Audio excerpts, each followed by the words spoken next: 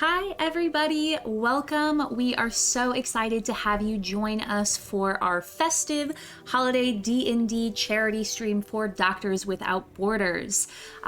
Who is who we are raising funds for tonight. Doctors Without Borders is an amazing charity who cares for people that are affected by conflict, disease outbreaks, natural and human-made disasters, and exclusion from healthcare in more than 70 countries around the world. You can click on the donation link that is pinned in the chat right now to donate directly to Doctors Without Borders. And while you are on our Tiltify, you'll see that we have some really fun donation incentives. And I'm going to put David on the spot here real quick with our first donation incentive. If folks donate $10, they can gift a re-roll. Do you want to be included in that pool or discluded from that pool? Nick says no. Only if it's like negatively. If I get disadvantaged, that's the only way I will. All right, you heard it here, folks. You can gift a re-roll to any person or disadvantage to David for $10. For $25 for a donation, you can gift an auto crit to any of our players or an auto fail to David. This one is fun. For a $50 donation, you can gift a naughty or a nice gift to the party that David will decide what it is. At $75 for a donation, you can name the next NPC, like Crinkle Carry Butt. I don't know. That was a weird name that I just decided. And that is now the name of the main NPC in this entire game. There's a reason that I don't GM, and it's because I can't think of things that are good on the spot. What? That was amazing. What are you talking about? And then for a donation of $100, you can give us the gift of chaos during this stream by giving a wild magic surge to the entire table. So please, if you're able to donate, go and check out our donation link and give a gift to Doctors Without Borders and also our party.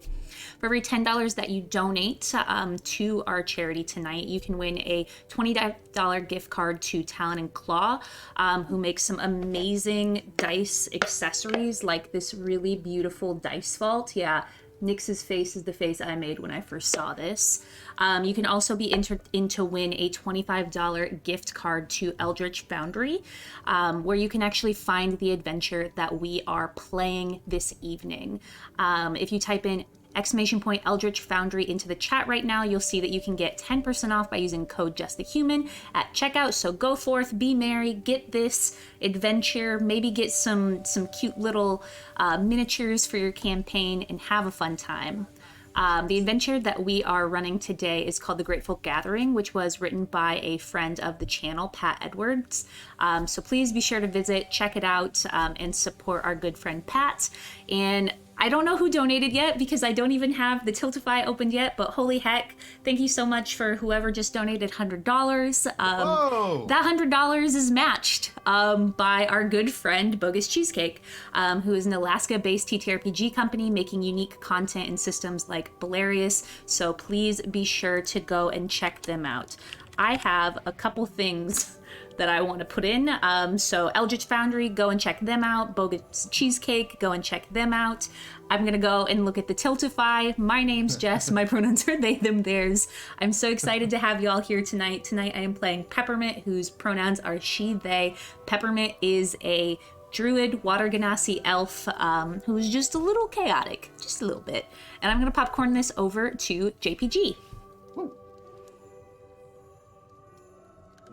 You're muted. Arnar. I'm muted there we go. At that Nice. point. Hi everyone, I am JPG. I'm a pop culture educator and consultant. If my face looks a little bit familiar, I'm one of the hosts of Tabletop News. Check us out at Watch Tabletop. And today was actually my last day filming for the season, so I was very bummed out. I am playing Soli today. His full name is Soli Chan, but everybody calls him Soli. Soli is in the area to look for unique and interesting magical items in order to help a long wanted dream that he is trying to put together. I don't want to spoil anything because I think you'll get the context as we start playing. Wonderful. Who wants to go next? Nyx or Mana? Do it. Go for it, Nyx. Immediately forgot what it was that I was. Right, my name. I'm Nyx. My pronouns are she, her. I just sort of exist in this space, and I love games. That being said, today I am playing Badger. She's a little halfling, and she runs a cute little florist place. So she's got her, her flowers, her plants, and she has a bit of the klepto in her, and she loves to help other people with their dreams, especially if she gets to use her very special skill set. And I think that's it. So I'll popcorn to Mana. Oh, hi. I'm Mana. My pronouns are they, them. And I'm playing Julius, or Jules, whose pronouns are he, him. He is a bugbear. I kind of thought of him as like a yeti or an abominable snowman. And he is a ranger. He's part of the forest wardens, so protecting the area. And he's got some rime hides, which are like big buffalo friends, that help pull a sled across the ice. Super excited to play with all of you and play this character. And gonna toss it over to David or back to Jess. Over Jess to is you, shaking her David. head no. Over to me. Jess Over to is me. shaking their Hello. head no. Yeah, no. David, it is. I see Jess just over there like typing. Jess is like, do not come over here. Got it. Well, thank you so much for being here, everybody. My name is David Tilstra. I am primarily, or you can find me primarily over with From Afar Podcast. We do a lot of D&D podcasting, as the name might imply. We do a lot of streaming. We do a lot of fun stuff. But yeah, tonight I will be your dungeon master for tonight in this amazing, wonderful adventure with this amazing, wonderful cast. It's a very festive one shot, and it will hopefully. I mean, we already are off to a great start with a $100 donation, so we've already raised a bunch of money for an amazing cause. So thank you so much, everyone. Cool. Is everyone ready to jump into this thing? Yeah. Wonderful. Okay. Well, everyone, close your eyes as we are whisked away into a very cold and frozen dome known as Winter's Mercy. Winter's Mercy is a kind of your typical fantasy adventuring location. There's several villages, there's a forest, but the most unique feature about Winter's Mercy is the entire location, the entire land is covered in a gigantic ice dome. And the reason for that is years and years in the past, there was a legendary figure known as the Ice Knight who sacrificed themselves to protect the land that was named something before, but now it is named Winter's Mercy, the land of Winter's Mercy, from destruction, from devastation. They sacrificed themselves, creating this giant ice dome, encasing the land in this ice dome, and providing safety for the residents and denizens of Winter's Mercy. So every year, in honor of the Ice Knight and their unparalleled sacrifice, there is an event, a holiday called the Grateful Gathering, which is something you all, as people who live in Winter's Mercy, are very familiar with. The Grateful Gathering is probably the closest thing in our world that you would understand is Christmas. There's a lot of friends and family getting together. There's gifts being exchanged. There's lots of feasts. There's lots of traveling around. And to represent all of that, the Grateful Gathering is a several-day event that starts in Hazel's Bluff and travels around the frozen glacier plains to all the main cities of Winter's Mercy. So it's going to start in Hazel Bluff, then you travel, and you're going to go to Embervale, then you go to Frost Hollow, and then end up at Shiver Hill. And all along that time, you're going to be traveling with friends, exchanging gifts, feasting and relaxing, and just having a good community and fellowship time. So that is sort of the exposition to where we are right now. So as our adventure starts out, we find ourselves in a tavern in the town of Hazel Bluff. This tavern is run by one Claude DeMille, a very famous and well-known bar owner and sort of bar patron around most of the major cities. Winter's Mercy. Claude is a very tall, handsome, kind of like imagine like a surfer dude. He's wearing shorts right now, but like a long coat. So like you're kind of confused. Like, okay, Claude, are you cold? Are you hot? What's going on? But like he's very well liked and very well known. So as we open up on this warm festive tavern known as the Chili Surfboard, uh, as we open up on the Chili Surfboard with our good friend Claude DeMille, where do we find each of you all on the first day, the first evening of the Grateful Gathering, known as Grateful Eve? What would you all be doing in a tavern in this town where this festival is about to start? I am 1000% trying to get all of the patrons to participate in the rain beer games. I have an entire beer Olympics list of games that folks can participate, including card games, chugging games, sleigh ride games, like whatever you can think of that someone would drink a beer to. Like, I've got it written down, and I'm like, well, now if you would just come on over, I think that you would have a really fun time. And it, I know you've had a hard year. Just come on and let loose a little bit. Roll me a either persuasion or a performance or some sort of charisma-based check, whatever you're the strongest with, and we'll see how many of these patrons you can kind of wrangle into the rain beer games as this night starts off. All right. How does First roll of the night? a 19 sound? A 19 sounds great, Jess. Oh my gosh. Sorry, Peppermint. You have a lot of these people, like, kind of, for lack of a better word, eating out of the palm of your hand. Like, people are like, yeah, I wanna play. Like, they're giving you money to like sign up for these games. Like, people like jockeying for position. Like, no, this is my year. I'm gonna win the beer throw this year. I'm gonna throw it across the entire town. Yeah, I'm sure you are, sweetheart. I'm sure you are. I'm glad you remember my name. My name is Sweetheart.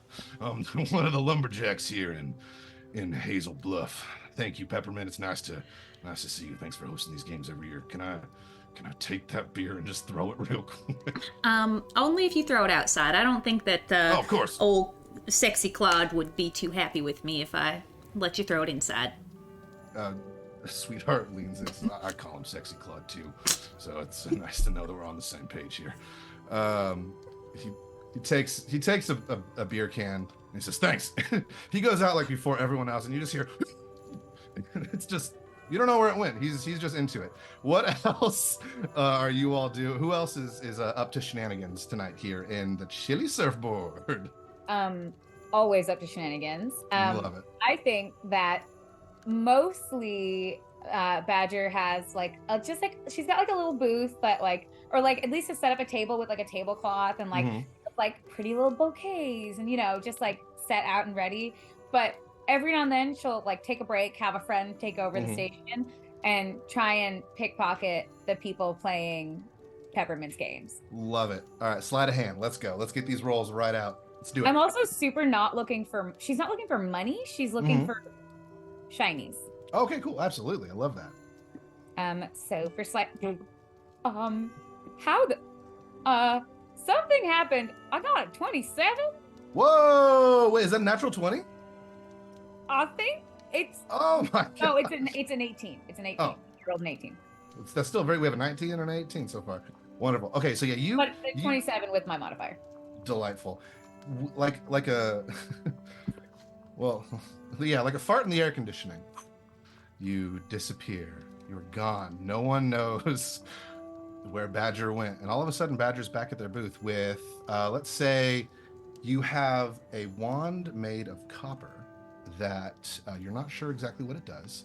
You also have a very festive hat that has a shiny, jingly bell at where the Santa Claus bauble would be, and just a sword, just an entire sword. And again, you're not sure what that one does yet. How big is the sword? Because Pretty big. 2 and some feet tall.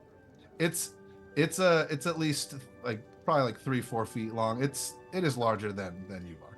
Got it. Don't know Wonderful. how we got here. Yep. Got it. And all your friends who are kind of manning your booth with you, they just sort of know what's going on. All of a sudden, more gear and more shinies have shown up, and there's a little bucket, a little crate behind that. There's just a huge amount of shinies. And I was like, where'd my sword go? From across the bar, you hear, and not, I don't know. What about JPG or Mana? What are you all doing on this fine festive evening? Mana, I'll let you go first if you have an idea. Oh, okay. I think I am first getting some water for my Your buffalo. Nice. Yes, my rhyme hides. And then I was gonna buy some flowers from Badger. Oh, wonderful. So I would walk up to the stand, and how much are these? Oh, I mean, for you? Well, how much do you got? I'll check. Hold on. 5 gold. Okay. Hey, it's a flower. You can just give me like 2 silver? Oh, okay. Well, they're really pretty. Mhm. That's really nice of you. Love Badger. And so I'm definitely gonna pick out like it's like maybe it's like a peony, like it's like something like fragrant and pink and like just like like voluminous and pretty. And I'm gonna be like, may I pin this on you? Oh, sure. Thank you. And so I'm gonna climb up on the chair because I'm assuming you're like easily Very tall. Yeah. Very tall. Yeah. I'm gonna climb up onto the chair, onto the table, and with like a tiny little gold pin that I obviously stole from someone in the room. I'm just gonna pin it like right here. Delightful. Both of you take inspiration. I love that. Excuse me. And last but not least, JPG or Soli. What are you up to? You know how, have you ever worked out in snow? Oh, absolutely. No. Okay, and you know how like the steam is coming off of you? Uh-huh. Okay, so I think the scene is that the door opens and it's Soli without his shirt. Ooh. And the steam is coming off, and the really good like floppy Princess Bride hair Okay. that Wesley has, right? Mm-hmm. And he pushes it back, and when you see his face, he's also holding the beer can that was thrown out, and he says, "Okay, who threw this beer can outside?" That's so sorry, that was me. Just got really wrapped up in the games, and you see this like it's a little tabaxi guy, very very jacked, just like roll up. Hey, yeah, my name's Sweetheart. Yeah. Yeah. Hey, thanks for getting my beer can. So Soli saunters in and he hands back the beer can to Sweetheart. I'm like, Sweetheart, we treat the outside like we treat the inside, okay? And how do we treat the inside? Like it. My body is a temple. Yes, Right. exactly. That's exactly what I want to hear. All right. So I don't throw beer. I'm sorry. I mean, there's nothing wrong with drinking the beer as long as it's in moderation. I just want to make sure that we're not littering at the same time. You know what? I knew. You know when I threw it, I heard your voice in the back of my head. I said, "Yeah, this is wrong." Now I feel bad. And then, But so I think Soli takes the can back from him, and he does that like little like ear trick but instead of pulling it out, he makes it disappear. Oh my goodness! Don't worry, I already took care of it. Thank you for listening. Soli, you are just a gem, just an absolute gem, Christmas gem or a Grateful Gathering gem, as it were. Thank you so much. And that's it, everyone. That's the stream. Thanks for tuning in. No, I'm just kidding. Everyone, that's our party. That's where we find ourselves tonight. Could you all please roll me perception checks, please, as you start to settle in for the evening, as more folks are coming in from the different towns within Winter's Mercy. Yeah, can we get some general perception checks, please? I got a 12. And I rolled an Not too bad. 11. Also not too bad. A little worse than 12. 13. All right, we got 11, 12, 13. Man, let's see. 14 or 10? 14? Huh? 16. Wow! I'm so 16. sorry. All right. No, it's all good. I also think to the rest of the flowers that Jules was buying, I'm just like sitting on the ground and like braiding them into a flower crown. Oh. So I was like, I don't know what I'm supposed to be looking for, but I am just sitting outside. Wonderful. Well, no. So, well, with that 16, the rest of you hear some general rumors and some talkings of people, some patrons around the bar. You hear a few mentions of someone called, or you hear people worried about the trip to Embervale, which is the next part of the Grateful Gathering. It's a long trip. It's cold. It's kind of people are just kind of griping about that. You hear a couple people worried about a couple supposed mail carriages that have gone missing. Some mail carriages. Part of the travel, or part of the festival, is around the Glacier Plains, which is kind of all the towns are kind of centered around the Glacier Plains here. Mail runners go all around getting presents and gifts and packages for for the Grateful Gathering. They're all supposed to be coming here to Hazel's Bluff for the first sort of Christmas or present opening ceremony that is supposed to happen tomorrow. With your 11, 12, and 13, you kind of hear that some of those have gone missing. It's kind of nerve-wracking. We're not really sure what's going on with that. But man, with your 16, you hear that these things have gone missing, and you hear a strange rumor. You've heard this rumor several times in the past living here in Winter's Mercy. You've heard tell of a villainous, evil, boogeyman type character known as Baron Coldbones. And whenever things go missing or whenever something goes bump in the night, there is usually a few folks who mention, oh yeah, well, it's old Baron Coldbones. Don't be careful. He'll get you. But you hear with this rumor, the person who's mentioning it is sort of off on the other side of the tavern. They seem a little more convinced than the average person who cries wolf, aka Baron Coldbones. And that is what you all hear for the first little bit. And after a few hours, the day is wearing on. We're getting closer to the evening now. You all hear some ruckus coming from outside the tavern.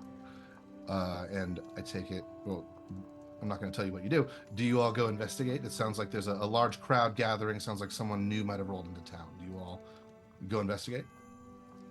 Wonderful. Yeah. All right.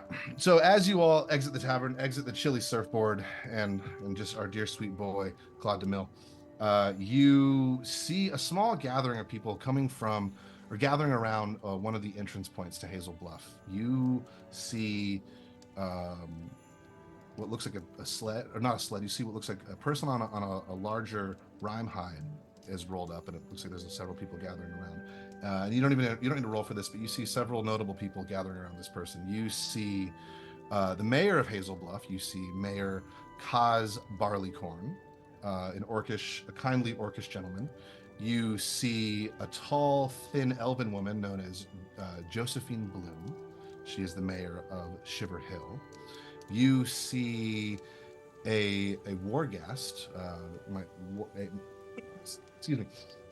might be a little easier to describe as sort of like a warforged type creature, known as Shelter, and Shelter is the mayor of Embervale, the next town you are all supposed to be traveling to. You see those mayors, and you see two mages. And I forgot to mention earlier, magic here in Winter's Mercy is not unheard of, but it is rather rare.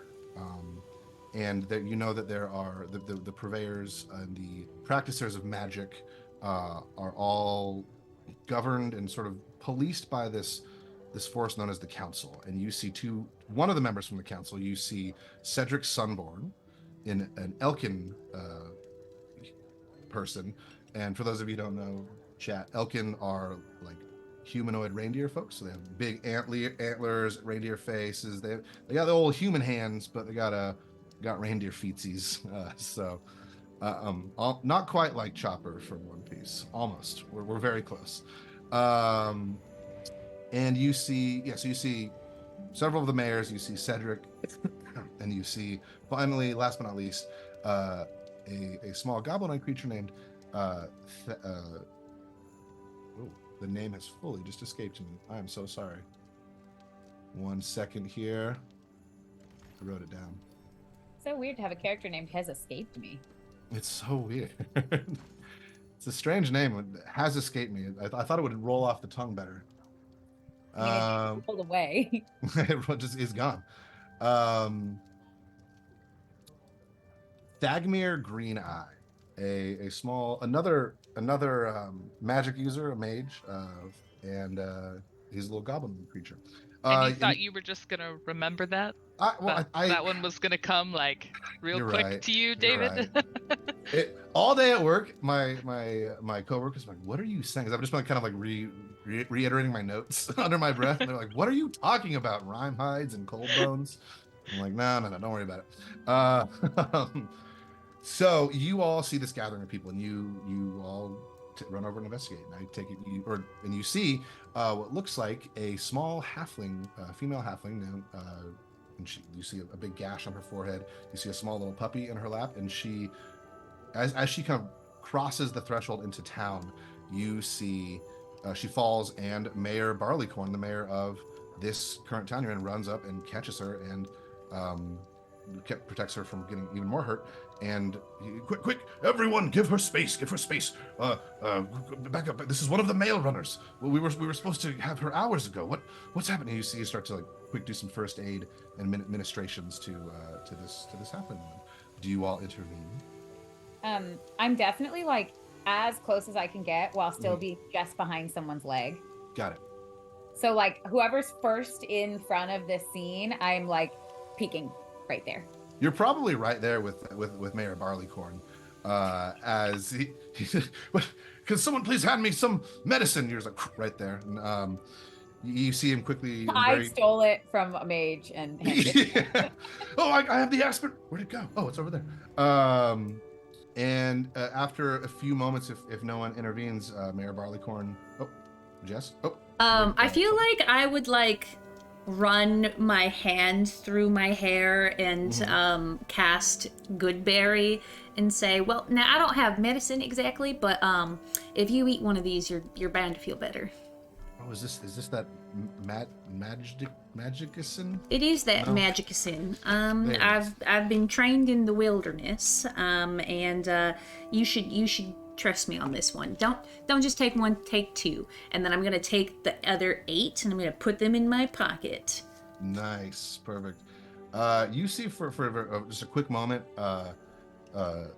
suspicion crosses across Mayor Barleycorn's face, but as he sees the good berries and he sees sort of the kind spirit about you, he nods and he takes the good berry and he hands it to this halfling. Soli, were you trying to do something as well? I check on the puppy. Oh, perfect, cool.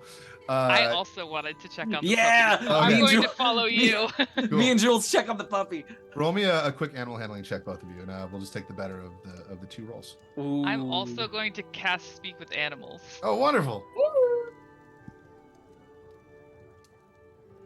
That's a 7. A 7. So as you start to approach this wait. Oh. Does Jules have to roll on this one? This is true. Yes, Jules.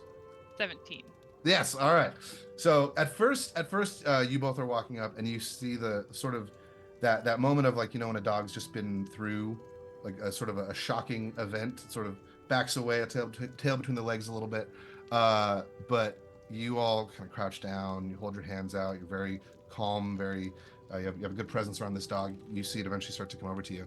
And it's just shaking like a little pup. And it's just a little beagle. Just a cute little beagle. And Jules, you said you wanted to cast Speak with Animals? Yeah. Cool. What does that look like when you cast Speak with Animals? I think because magic's not very like prevalent, that my casting of magic is sort of like silent and quiet. So I like whisper to myself, and then I'm gonna get kind of being a bigger creature, as much at eye level with this Yeah. puppy as I can. So like sit down on the ground, Yeah. you know? Wonderful. And you hear just in your head this echoing, booming, well, that was wild. Oh my gosh, I'm so glad we're back in town now. Wait, can you hear me? And you see like the dog like look into your eyes, Jules. Yeah, and Hey. I'm just kind of like sitting on the ground, and I've got my head on my hand, and I just Mhm. kind of nod and encourage him to keep talking. Well, call me a kitten. Hell, you can understand me here. Oh my goodness. Hey, my name's Sugar Plum. How are you doing today? I'm great. My name's Jules. That's a very strong name. Thank you. You're welcome. Yeah. I'm just gonna cut right to the chase here because I just looked at the clock and we're running real behind on time. Me and my friend over there, my companion, Poppy Wanderkin, we were attacked out in the Gingerwood. And you all would know the Gingerwood. Well, Jules, I guess this is only in your mind, but you would know the Gingerwood. That is sort of your domain. That is like sort of the main forest, big thick forest that is sort of surrounding most of the towns here in Winter's Mercy. You hear Sugar Plum. Yeah, we were out there, and I smelled something. Something was amiss. It smelled like this isn't this might make sense to you. I don't know. Maybe it will. Maybe it won't. Smelled like evil snow. Not so. I guess like black licorice, to be totally honest. Uh, but Yeah, all I of a think I know sudden, exactly what you're talking about. oh, good. So, well, we heard some rustling in the bushes, and I barked. My bark doesn't sound like this. My bark sounds much more like a regular beagle's bark. I alerted Poppy. We started running, but unfortunately, the two folks we were traveling with in the mail was captured by something. It was like a bunch of ice and snow came up and just sort of engulfed everything. Yeah, and that's that. And as this conversation is happening, Jess, you see Mayor Barleycorn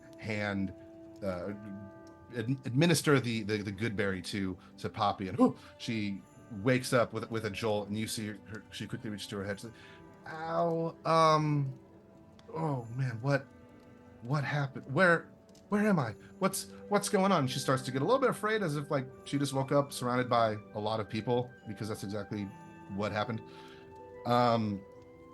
Give her some space, people. Give her some space. Hi, my name is Peppermint Mistleberry. I am a forest warden. So if I could have the perimeter kind of cleared off, if you guys could just. And yeah, the people respect the law and the word of the forest wardens, and people start to kind of clear away. And Mayor Barleycorn is there. Shelter is there. You see both Cedric and Josephine, the two other the Magic Council member, and the other mayor. They're there, but they're just a little bit farther away. You see Cedric, who is an Elkin with a smaller Elkin, kind of holding over Cedric kind of holding over them protectively. And yeah, but they give you the space. And Poppy, oh my goodness. Are we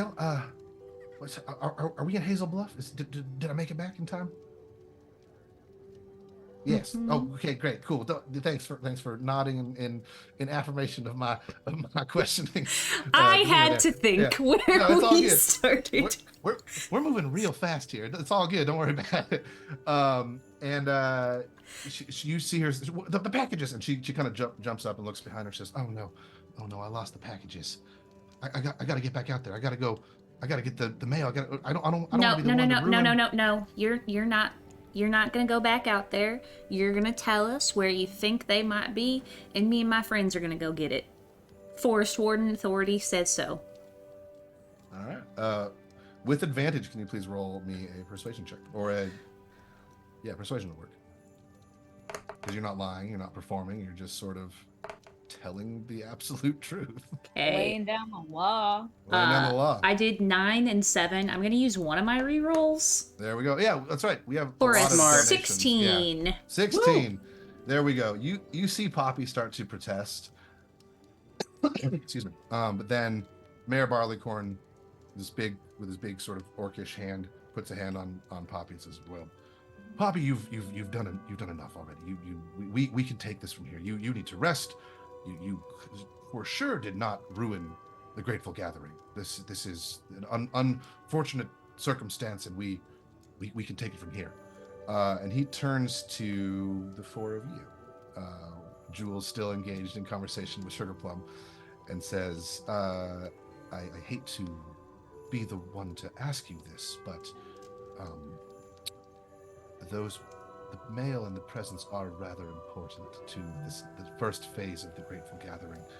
I know you all have some reputations. Then he looks at you, Badger, and says, maybe some not so sterling as others. Then he looks to you, Sully, and says, then some quite sterling. Well, that is just not the way to get someone to agree to work for you. You have got to work on your people skills. You're right. I'm so sorry. Badger, please forgive me. In the spirit of a Grateful Gathering, do you forgive? Can you find it in your heart to forgive me? I think I give Badger like a little nudge, like, come on. I forgive. Badger, you were just so giving. Oh my goodness. What a Grateful Gathering miracle this is, to be forgiven by. You have to give to take. Oh, what? Well, now. I'll let that one slide. That's a great line. And he says, if you all would be so kind. And he looks around and he says, I think with a little bit of help, and he raises his hand and sort of motions over another elkin creature, person, and both Jules and Peppermint you would recognize one Valen Quickstep. Imagine if Aragorn from Lord of the Rings was a reindeer. Most of the people, those are the reactions from most of the people as he walks through. Even Barleycorn's like, oh my goodness. Valen, would you find it in your heart to journey with this group and help them find the presents for the Grateful Gathering? He goes down on one knee and he says, you have my sword. Oh. He does that. He says that. And just to kind of speed things along here, you all have been tasked with going and finding this shipment of these presents that were lost from Poppy, or Poppy was there when they were lost, and this will be sort of the first big festive moment of Grateful Gathering. And yes. Before we leave, Mm-hmm. I am going to kneel down to Poppy and say, hey, I know that you are worried about this. Don't worry. If there's anybody who can handle this, it's my friends. Aww. And then I place a hand on their shoulder, and I ask to borrow the sack that Poppy was using for it, sure. so I can gather back up all of the presents and letters. Absolutely wonderful. And in the spirit of this, you have now received a bag of holding, because Poppy, you see Poppy, tears welling in her eyes, but then as you kneel down with this sort of fatherly, comforting presence, you see she stiffens her. Huh? Is it fatherly or is it daddy-like? Ooh, maybe it's more Daddy. Daddy. Oh man, I think you might owe your wife another bag, because Poppy might be falling in love. Ayo, wait, JPG, tell the people. Oh, okay. So my partner and I have this joke for whenever I do streams, that if an NPC or a PC falls in love with me, I have to buy her a purse. We are, because of Jess's last charity stream, we are at up to 36 Loungefly bags right now. Something that happens sometimes is that people will drop characters just to mess with me. I love it. So feel free to, because it is in the spirit of giving, and Doctors Without Borders is, it's one charity that I'm willing to get trolled by. So it's a good charity, a very good charity. Good reasoning to fall in love with NPCs and buy your loved ones bags. I love that. Wonderful. Yeah, Poppy, you see as your daddy presence sort of washes over her, which is a sentence I never thought I would say. You see confidence return to her, a smile crosses her face, and she says, my goodness, thank you. I had one job. I was supposed to help deliver the presents for. I had one job, and here we are. I was supposed to deliver the presents for the folks, and I just plumb messed it up. So if I appreciate you trying to help me out here. And she gives you a big hug, and when you separate, you now have a bag, a magical. It's larger than most bags of holding, and it's red, and it has sort of like a yellow drawstring at the top, but like it's like a rope that you kind of tie it off with. And with that, you all stand very much like Gandalf and the Fellowship leaving Rivendell. You all set off with Valen Quickstep, and you start moving off along the tracks that Poppy made.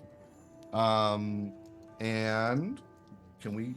We'll just do this right. Can we get some survival checks from some folks as we start to journey out into the untamed wilds of Winter's Mercy, which I don't know if I said this before, but Winter's Mercy is a relatively safe place. But out in the Gingerwood and out sort of outside the cities, there are dangers. There are the occasional bandit, the occasional wild animal. So yeah, it's not necessarily a completely safe place, but yeah, we'll see.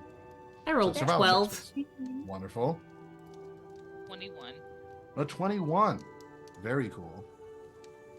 I said Yeah, 19. I don't know if that one came out. No, it didn't, but thank you. Oh, and I'm sorry. One more time. What were we rolling? Survival, please. Survival. Yeah. That's an 18. That's respectable. All right. So we got a 21, an 18, and a 16. I think that with Aragorn, Valen, he got a 2. It doesn't matter. He's Aragorn. He can do nothing. Distracted. He was distracted and distracted By the daddy. By the daddy. We're getting into a little bit of a daddy off here, actually, as as we leave. I'll say with those rolls, you all are able to relatively quickly and relatively efficiently, with the Forest Warden, with the help of Valen and then the 2 Forest Wardens in your party, you're able to track the tracks in the snow that Poppy made, and after about an hour or so of wandering, David, I have 2 quick announcements. One, thank you so much, Alex, for the survival of your purse collection. We are trying. Thank you for your donation, and also I just want to remind you that we have a wild magic surge. Yes, that we gotta throw in sometime. We do. I've been trying. I mean, yeah. That now is a very good moment to throw it in there. Okay. How much did my wife donate? A respectable 50. Okay. Oh, very nice. God. Okay. So she texted me if they ask, naughty, but in a nice way. Mm. It's a nicer naughty gift, right? Mm-hmm. Oh, so we need it. Okay, cool. So it's naughty, but in a nice way. In a nice way. I see. All right. So let's go with a.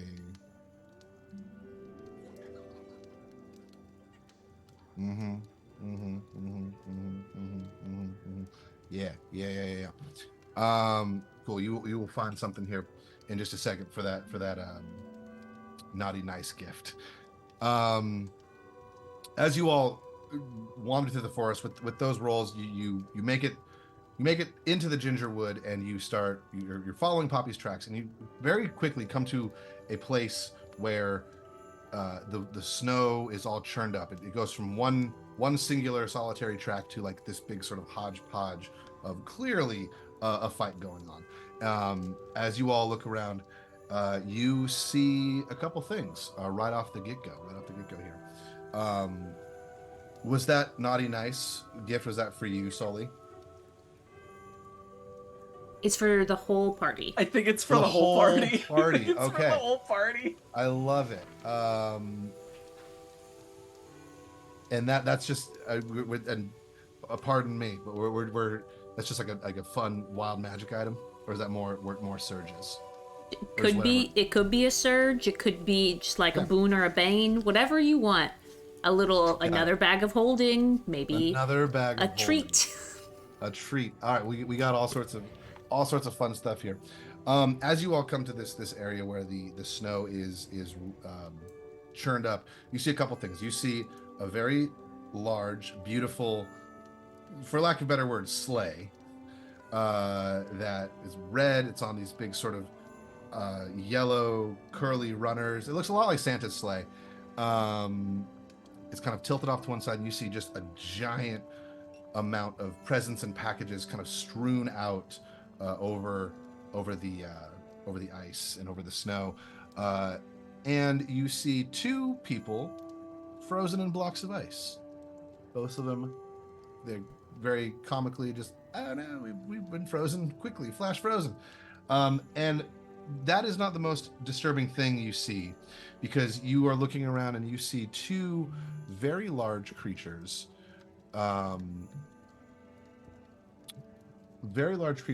that look kind of like white gorillas with wolf and more lupine faces, licking and gnawing at these blocks of ice, and it looks like they're about to get through and get to the goodies that are inside. So with that, can we please roll for initiative as we start our first sort of real combat here in the game? 15. 14.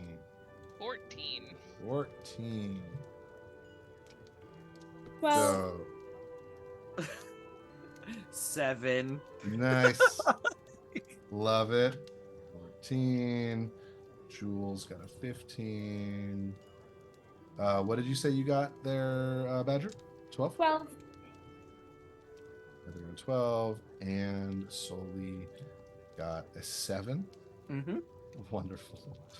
And I will give you all just a real quick surprise around here, because you all are with some forest wardens, you're with some good folks. You're able to sort of sneak up on these big primal hounds, is what they're called. And yeah, so starting us off, Jules, what would you do if you see the sleigh tipped off to it's tipped off on one side, packages strewn everywhere, two frozen blocks of ice that would contain the two other Postmates people, and these two big primal hounds that are licking and gnawing at these big ice blocks. What do you do? I think Peppermint rolled higher than me. I thought you got a got- 15. No, I did. That was Oh, Jess. then Peppermint, you are up first. Okay. I might have heard you wrong, but I think you said lupine, so I'm gonna say, hey, you little, hey, you little lupine losers, and Nice. I'm going to cast Create Bonfire, so it's right on the outside of the ice blocks, but right underneath these creatures. And so if they could, my dex is, or the dex save is 15, so if it could be 14 or under, that would be super sexy. Wonderful. And I will give them disadvantage because we're in the surprise time. Hell of the yeah. night. So the first one got a 2 plus numbers, which is not going to be enough, and the second one got a 7 plus numbers, which is not going to be enough. So you strike them with that full fire damage, and as that happens, Jess, Oh, well, they take some damage, and it's 9 they points. will. So let's get that damage ticked off on them, and then this seems like more fun to me with the wild magic surge. I feel like it's written as one wild magic surge, but I feel like all of you should get a chance to roll on the table. So Jess, as you know, magic doesn't work isn't quite as prominent here in Winter's Mercy. But you take that risk and you shoot off that magic spell. Can you please roll me a D100, please? Yes, the internet can do that for you. Yes, It's it a can. 68, so close to the nice number. Oh, so close. All right, here we go. 68. Wow. This is important for very important reasons. How close is everyone to Peppermint at this moment? Oh no. It's a good one. Don't worry. It's a very good one. Where are we in relation to the sled? Because I think I would be like Moving towards the hiding sled. near a runner. So I think this whole situation is probably you guys. So imagine like a circle. You guys are at like the bottom of the circle, kind of moving up from the pathway. I will say the frozen ice blocks are right in the middle of the circle, so about 30 feet away from you. And then probably another 15, 20 feet behind them is the sled. So it's about So a I'm 60 just foot. hiding behind Jules, probably. Okay. So everyone's within 30 feet of Jess or of Peppermint's. Cool. All of a sudden, you see the sky open up and the jester. The jester in the sky says, "All right, bazinga!" And all of a sudden, everyone within 30 feet of Peppermint is now invisible for the next, for the long amount of time. So all of a sudden, this fire gets cast, the primal hounds turn, and no one's there. So you all will be acting from invisibility for the foreseeable future.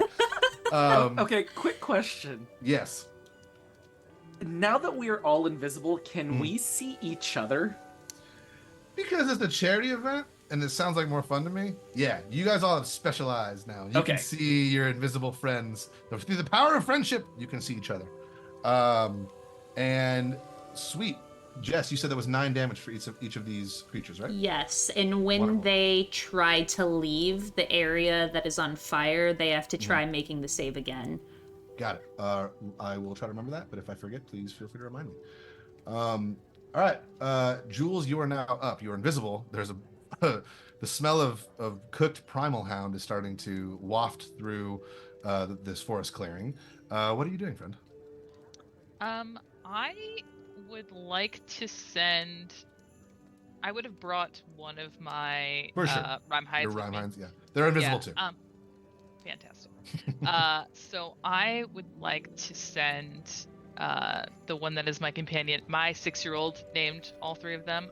So this one is Grace. Oh, So love I would like to that. send Grace up to hopefully do an attack. Yeah. For sure. One thing I know about Grace is Grace can attack. Yes. That's the one thing that I know. Actually, I think I'm wondering if I cast Hunter's Mark first, if that affects Grace's attacks also. Sure, why not? It's charity. Okay. So I'm gonna cast Hunter's Mark first. Do it. And then I'm gonna click a bunch of extra buttons because I have no Okay. idea what I'm doing with my life. It's been so long since I've played this game. All right, +6 to hit, and then 1d6 +4 of damage. Cool. So That's the a AC... nat 20. Oh, heck yeah! All right, cool. So the way I do nat 20s, I guess I should have explained this before. You only roll once, but roll, and then you also take whatever your max damage would be for a roll. Take that, and then add whatever you roll to it. So you get like, Okay. Yeah. Okay. Because there's nothing more infuriating than rolling a nat 20 and then getting 2 1s, and you're just like, this is Yeah. garbage. So you're gonna at least get one full dice of damage, and then add on top of that. All right. So then that's 6 plus the 3 is 9. 9 damage. Plus, I think there was what +4? Is that what I said? For your hunter's Yeah. mark. I think so. So that'll be 13 damage. Wonderful. So one of the primal hounds is starting to look like he's hurting pretty well. Oh, this also says if it moved at least 20 feet straight towards the target immediately before the hit, the target takes an extra 7 damage. Cool. So Think that's that 20 damage. I think it was 13 plus 7. That's 20. Yeah. Cool. So what does it look like when Grace charges forward and strikes this big gorilla I feel like wolf? because she's invisible, it's just like a big rush of air that just like suddenly like thuds into it and knocks it over. Love it. And just with the nat 20, because I like to reward those a little bit. You send this thing flying a good 10 feet. So Jess, it left your fire, or Peppermint left your fire. So don't even worry about it. Roll the damage.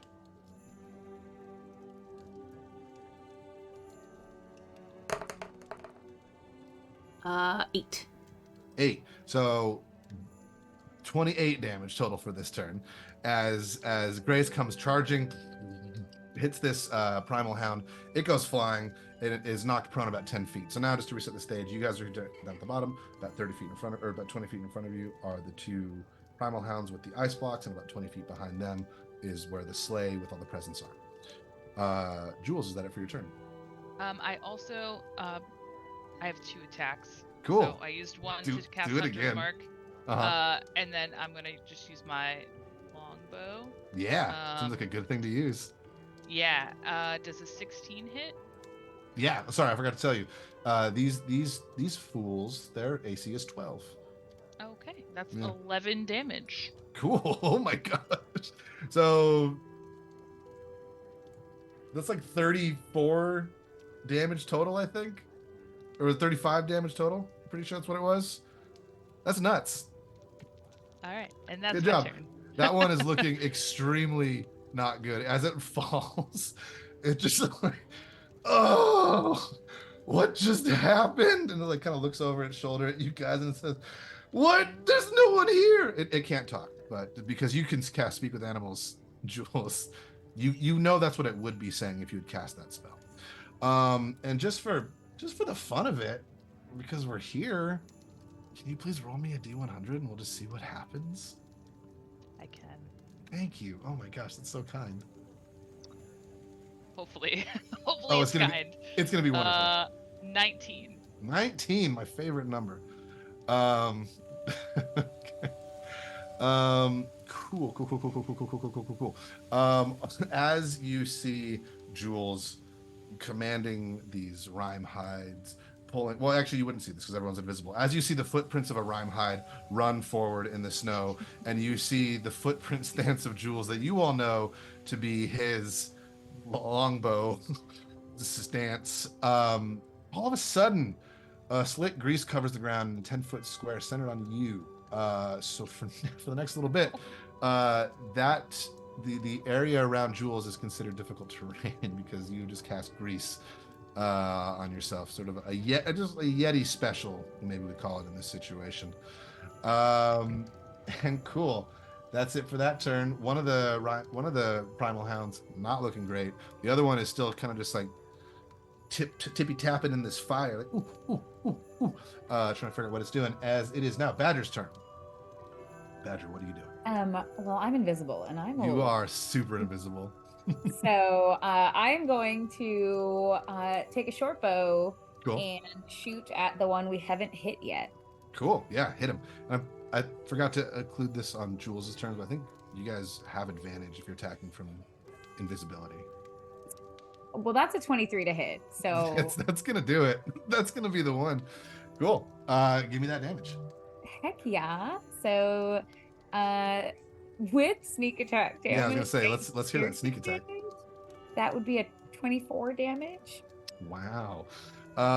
That's fantastic. So you see the one primal hound on the floor who got knocked away, like, what's going on? The other guy, all of a sudden, just like, have y'all seen Avatar Last Airbender? Of course. You know, Combustion Man? Just like from this place of invisibility where you think Badger might have been, you just this Badger, or not, this primal hound just takes a massive amount of damage, and just for the fun of it too, we'll say it leaves. It gets knocked out of the fire. Suggest you want to roll that fire damage again? I sure do. So you said 24 next. That was what you said. Mm-hmm. Cool. So we're at 24. 7. Cool. So 31. Well, Oh my God. both of them are very even. This is pretty good. They're both the primal hounds toppled to the ground, knocked prone, just very much questioning life right now. Badger, are you doing anything else with your turn? I think I'm gonna. I mean, like, Am I still invisible? Like is it Absolutely. great? Mhm. Amazing. Yeah. So in that case, I'm just gonna kind of like duck down just in case and call it a day. Okay. So you eh, just like sit down. Yeah, I'm pretty I love sure that. she's kind of like, okay, what's Okay. next? What's next? Well, as you Actually, say, oh, I have a movement. I'm gonna yeah, head in the direction of the sled. cool. Yeah, easy enough. There's really no enemies in your way. They're all very consumed and concerned with these massive wounds they just received. And you make your way about 30 feet right over towards this sled. As you're walking, you hear a crunch, and yeah, well, more than the crunch of snow, almost like glass breaking. And you look down and you see there's this gem. It's like a little gemstone that you have broken. And can you please roll me D100 as you feel Sure. a surge of magic surge up from this broken gemstone. That's an 82. 82. Oh no. That's a good number. Where did my 1,000 different sheets go here? Hope I didn't close it. Give me a second here, folks. I apologize.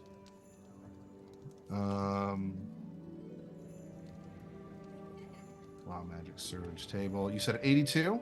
Mm-hmm. Wonderful. Cool. You just as you step on this clear green crystal and it shatters, you feel energy shoot up through your foot. And you can get to take another action immediately because you just feel rejuvenated and energized by this surge of wild magic. So you're a lot closer to the Rhymehides, or not the Rhymehides, the Primal Hounds. What are you doing for this? Hey, shoot him again then. All right, shoot him again. Let's go. 12 is what you're looking for. Wonderful. That would be a 12. That's exactly what you need. Do I still have sneak attack? Yeah, for sure. It's charity. That would be 12 damage. Wonderful. For charity. So then, for the first time, in this charity event, in this one shot, Badger, Nyx, can you please describe to me how you kill one of these primal hounds? I think as I get closer, I think I am going to like level my bow and just say something slightly unhinged. And I'm just gonna hiss to this primal hound. Guess you weren't that good at stealing. And just shoot him. Shoot him. Mm-hmm. And we'll say just in that moment, the invisibility sort of like makes your face appear. Like, I guess you weren't that good at stealing. And he's just like, yo, what the hell? And you just get shot and you go back invisible. Wonderful. Great job. Soli, you're up. You have one primal hound deceased. One primal hound deceased. You think your friend Badger just went off towards the magical sled. You think your friends Jules and Peppermint are close by. No, I'm not. Wait, you can see them. You can see what everyone's doing. This is fantastic. What are you doing? This is gonna sound very counterintuitive to what the group is doing, and I'm sorry in advance. That's all good. The primal hound, I take by the collar and I drag away a little bit. Okay. And the living one, I take it, right? yes. Okay. And I'm gonna cast Lay on Hands. Okay. Because my oath of Yuletide means to protect the weak and always seek a non-violent solution. Oh, I love that. I love it. No, it's so good. So I'm gonna Lay on Hands, and then if I can, I'm gonna also cast. Can I do Lay on Hands, and then can I do Zone of Truth to make sure that when we have a conversation, it's gonna be okay? All right, absolutely. Cool. Yeah, you do that. So you this primal hound is just like got knocked over by a buffalo, got set on fire, got shot by several arrows, and then by its collar starts to get dragged away, and now it feels compelled to tell the truth. So is that it for your turn? Are you trying to do anything else, or do you want to try to speak with this guy, or can I talk to them during this round? Yeah. Or should I just try to set it up to where can I calm him down in order to, I guess, like disengage combat? Let's do it this way. With advantage, or with any of the rerolls or the natural 20s we have from the very generous donations in chat. Give me an animal handling check. And you're looking to beat a DC. So I rolled a 1. Oh. I'm definitely taking that reroll. Okay, taking the reroll. You're looking to beat a DC 14 animal handling check here. And I rolled a 15. Oh, it's a Grateful Gathering miracle. You see just utter confusion in this primal hound, just like what's going on? What's going on?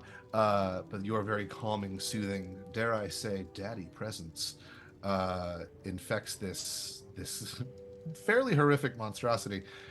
And like very much like again, making another Avatar reference, Flopsy from King Boomy, the King Boomy fight, just like running right at you, and then you do your magic, you make your animal handling check, and it just like sits on its haunches, wagging its little tail, and it's just looking right at you. So that's it for your turn, unless there's anything else your turn to. Yeah, that's it. Cool. So you all can see what just happened. Valen, who is in the party, who I forgot is in the party, is just like, wow, you all are very adept at doing this adventuring thing. Wow. I'm just gonna step back for a moment because you all seem to totally have this under control. And for the Badger moment, blows him a kiss. and he can you roll me a perception check, please? Oh no. That's an 18. Cool. You see him very much like cool guy, kind of like wave it off, but then you're like, oh dang. Then you look back and you see him like catch it out of the air. Oh. Puts it in his pocket. And for because this is the way it's going to happen, because I'm the dungeon master, you all are now out of initiative. Good job on your first encounter. You have one primal hound sort of at your mercy, sort of just with non-hostile towards you. One of them, unfortunately, we don't, it's Charity. He's sleeping right now. You hit him so good, he's sleeping. So yeah, the invisibility fades. We're gonna back up just a little bit.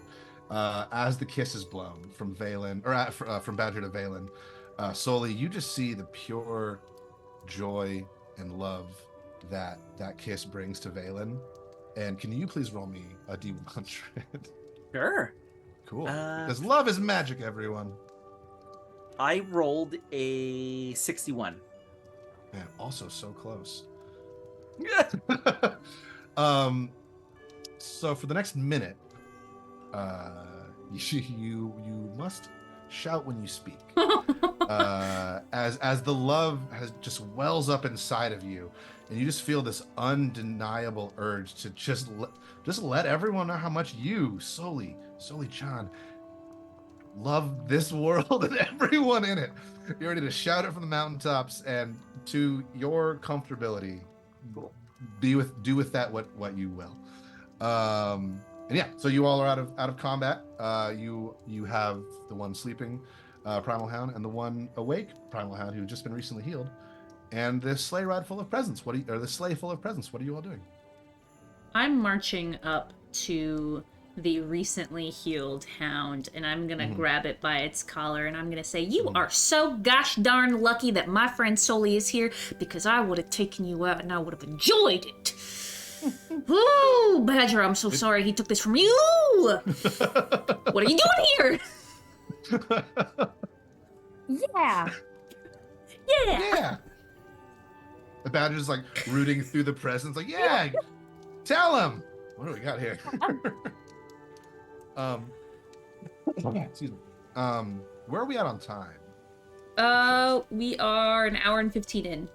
Cool. As these things do, it's just this is great. I'm excited for this. Yes. So you all. What what language would the primal hound? Is it just like literally an animal? These are. Or do they speak a language? Bork. let's see here. It is charity, and I think That could be more our fun. naughty/nice gift. I think that's exactly what it's going to be. As this primal hound. So this will be a 2-part gift because it's grateful. It's the Grateful Gathering. Everyone's getting gifts. As a magical leash appears around the collar of this primal hound, and some little spectacles appear on his wolf face. You know, all of you know that this creature definitely speaks common, and definitely wants to be part of your party.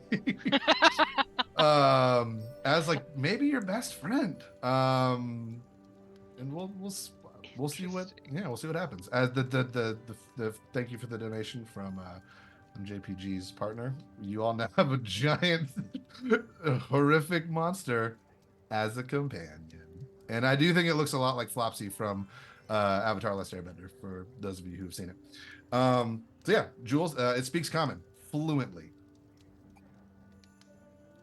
Okay. I would introduce myself like Mhm. slowly, just like, Mm. hello. My name's Jules. Well, Do hello. you speak? Oh. I do now, and trust me, this is just as confusing to me as it is to you. And he reaches up and sort of adjusts his little glasses and says, "Hello, my name is Oreo Johnson, and I would like nothing more than this grateful gathering than to help you bring these presents back to Hazel Bluff and become your very best friend."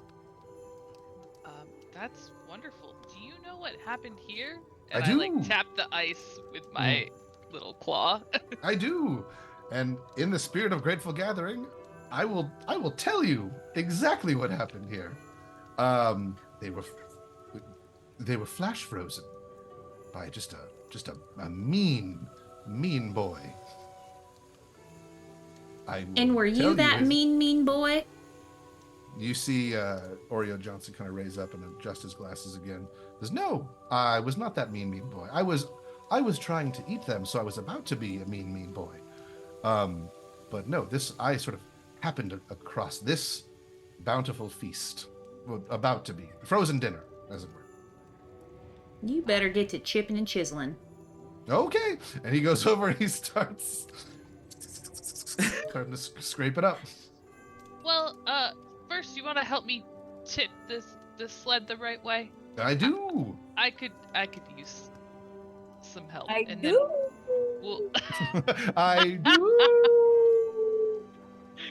Oh dang! Every time, yep, that's it. He's just like the werewolves or the swearwolves from what we do in the show. Incredible. Oh yeah, so he runs over and helps you. Let's get some quick strength checks, Jules. Let's get this old wagon flipped over.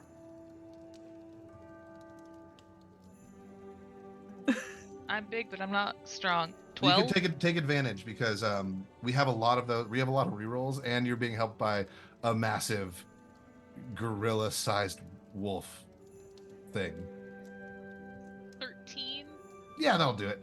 right. All of a sudden, you just pull the sleigh over, and Oreo Johnson quickly goes about getting all the presents put back in, and it's very Grinch style.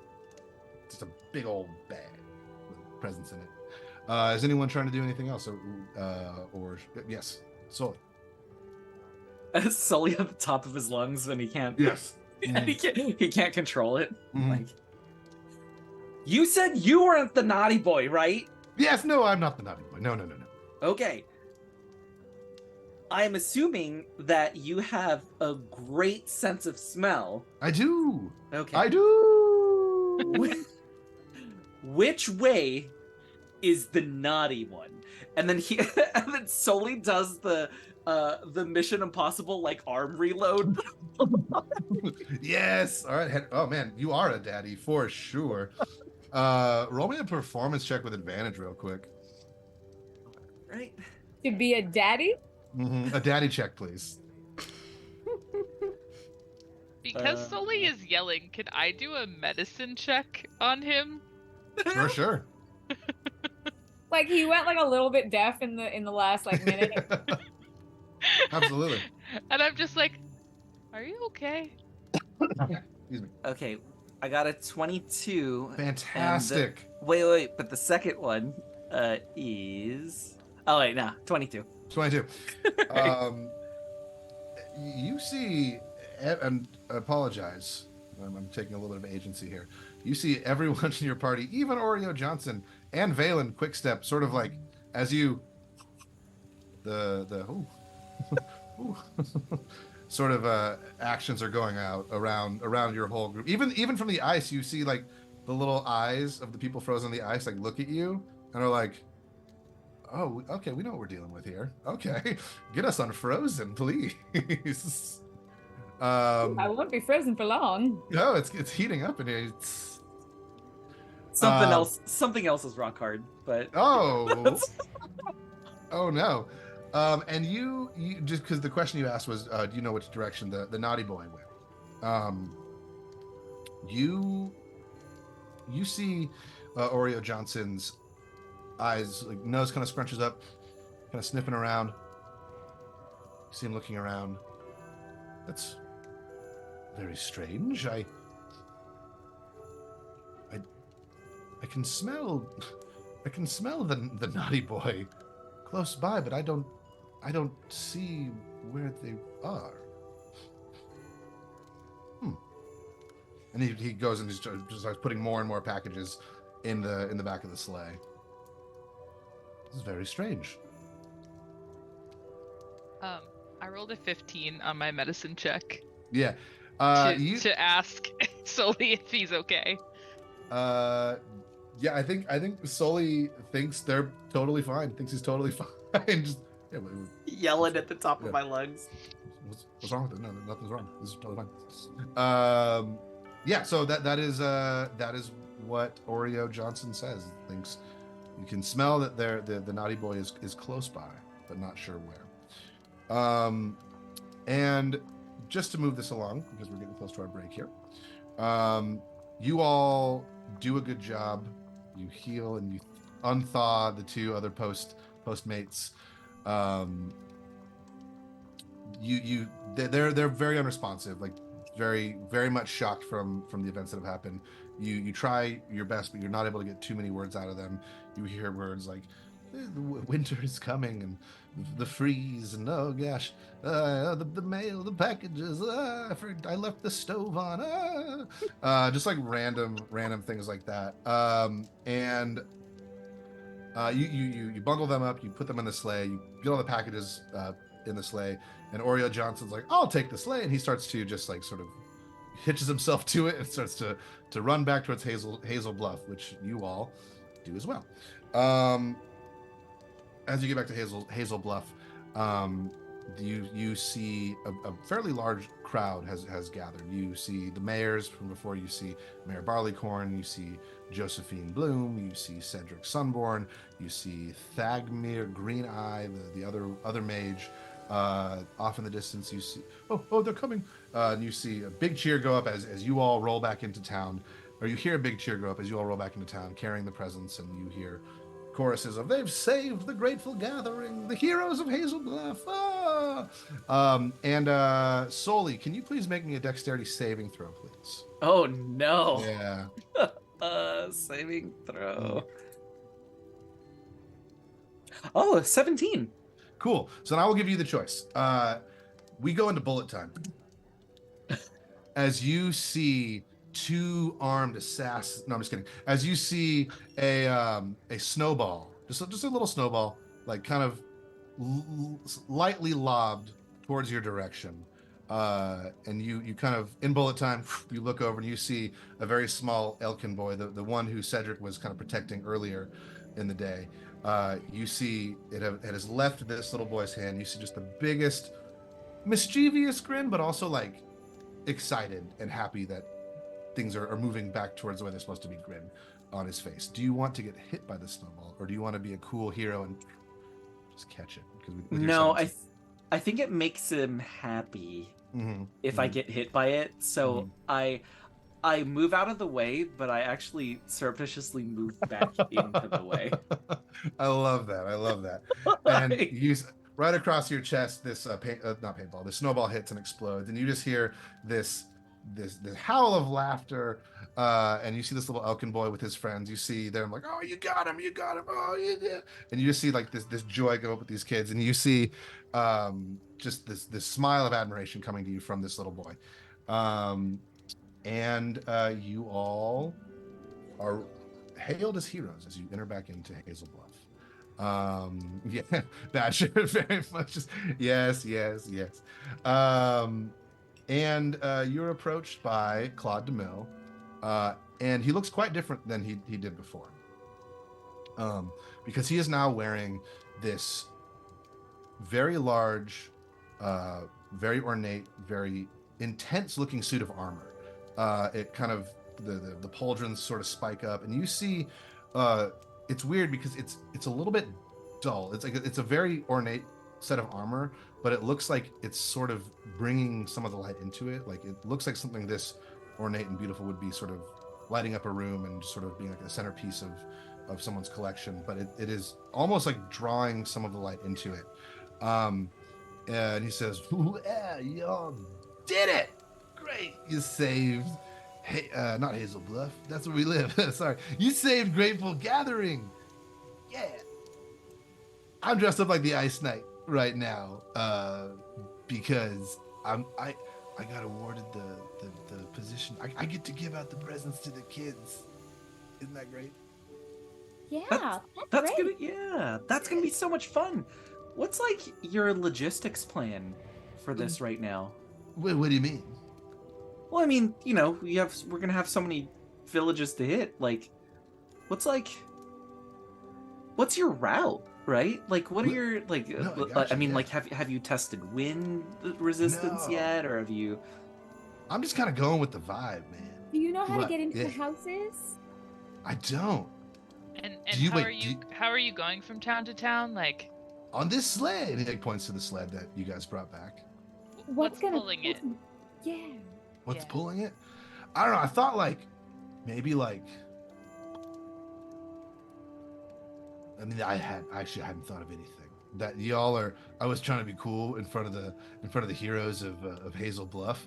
If you have any suggestions, though, old Claude DeMille is open for those suggestions. Well, actually, I have a real good suggestion, and I kind of move over a little bit closer to Sully and say, my good friend Sully here, he's actually been trying to do this for years now, and I think that he would just be real good at it. He has a whole plan. He's gonna huff and he's gonna puff, and he's not gonna blow your house down. He's actually gonna break into it and deliver your presents, because he has a 5-part plan in his binder. All right, but just- I mean, you can still make all the announcements, and we can whenever we sneak into someone's house, we could be like, the Ice Knight said hello. Oh, that's it. Yeah, that's such a pretty good idea.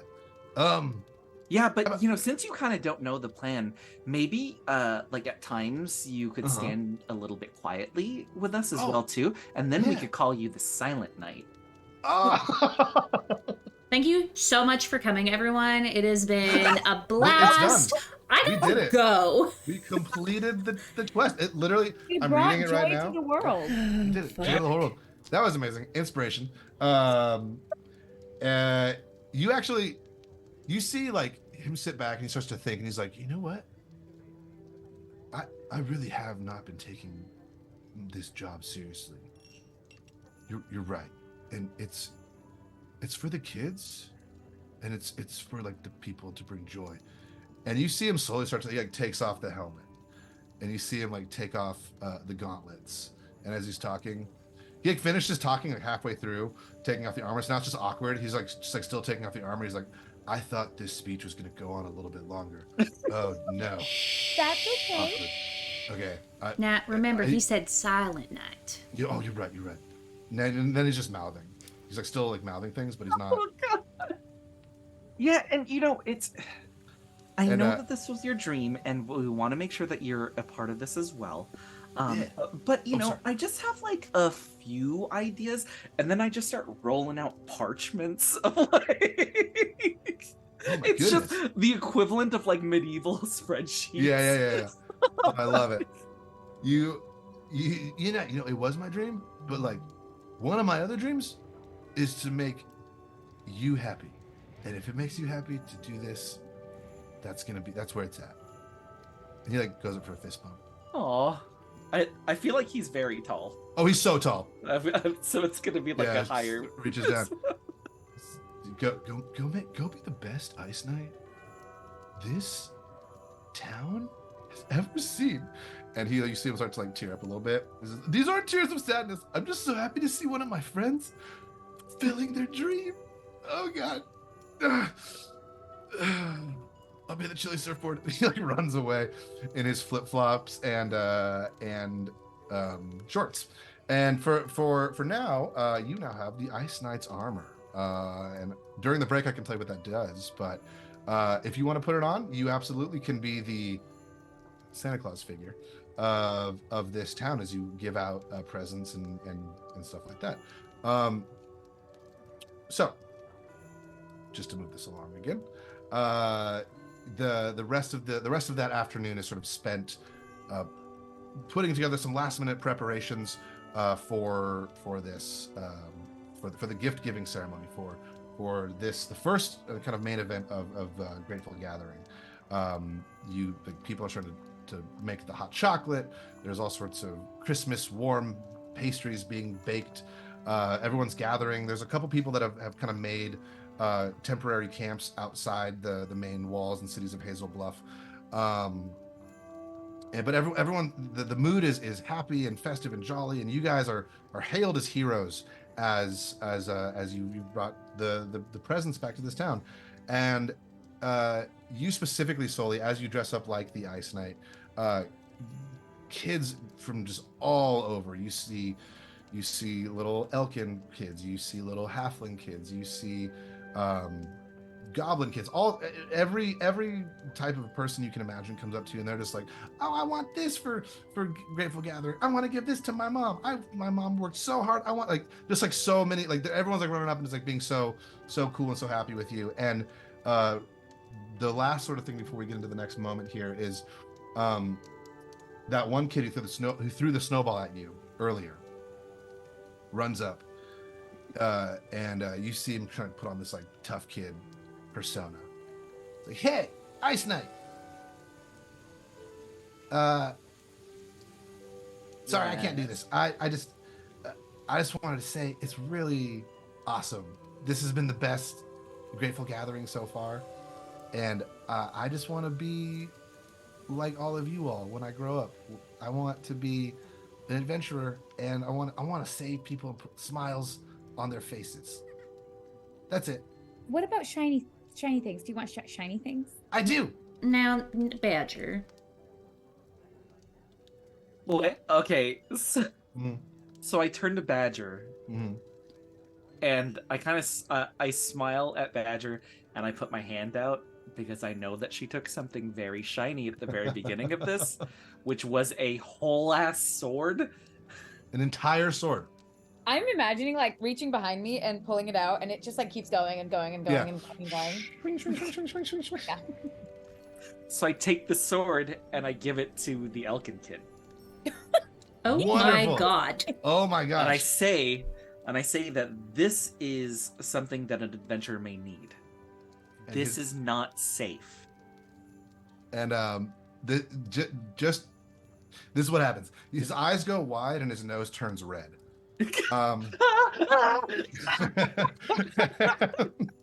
And he's just like, "Oh my gosh, Dad, look at this!" And he runs off carrying this giant sword, and it is the cutest Grateful Gathering scene you've ever seen in your entire life. Just as he's running away, and I'm like, learn important lessons. Move fast and take chances. And he's just running around. David, Come what's to in my your class hand? to learn how to use that. And as you all, excuse me, let me get to this part here.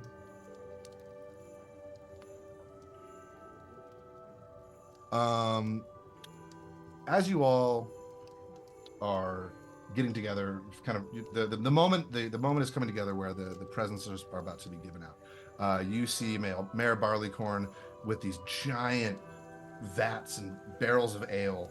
He's just giving them out. Christmas ale or Grateful Gathering ale for everybody. All the adults are responsibly taking them and drinking and just kind of letting loose and having a good time.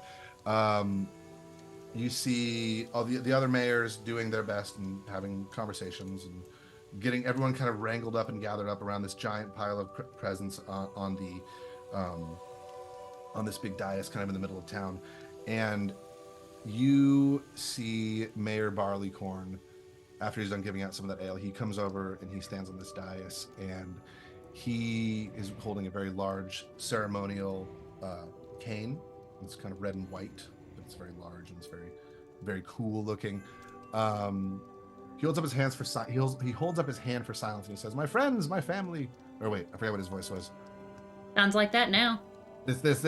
My friends, my family, we are gathered here once again in gratitude and appreciation.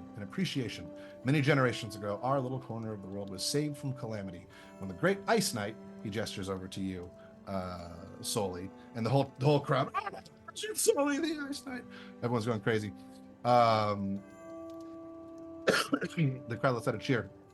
When the great ice knight sacrificed himself to create this great ice dome, it is our duty to honor the memory of the ice knight, not by existing in a constant state of mourning, but rather living life to the fullest, making the most of what we have and caring for our fellow brethren. He points over to Valen. He points over to the three remaining of you who are not in the ice knight costume, and he says, "And this year is exceptionally special for these fine heroes. Saved the celebration from near disaster." Another cheer rises up in appreciation. "Now," Kaz shouts, "without further ado, let the festivities begin." And that would be a really sweet moment if what is about to happen next didn't happen.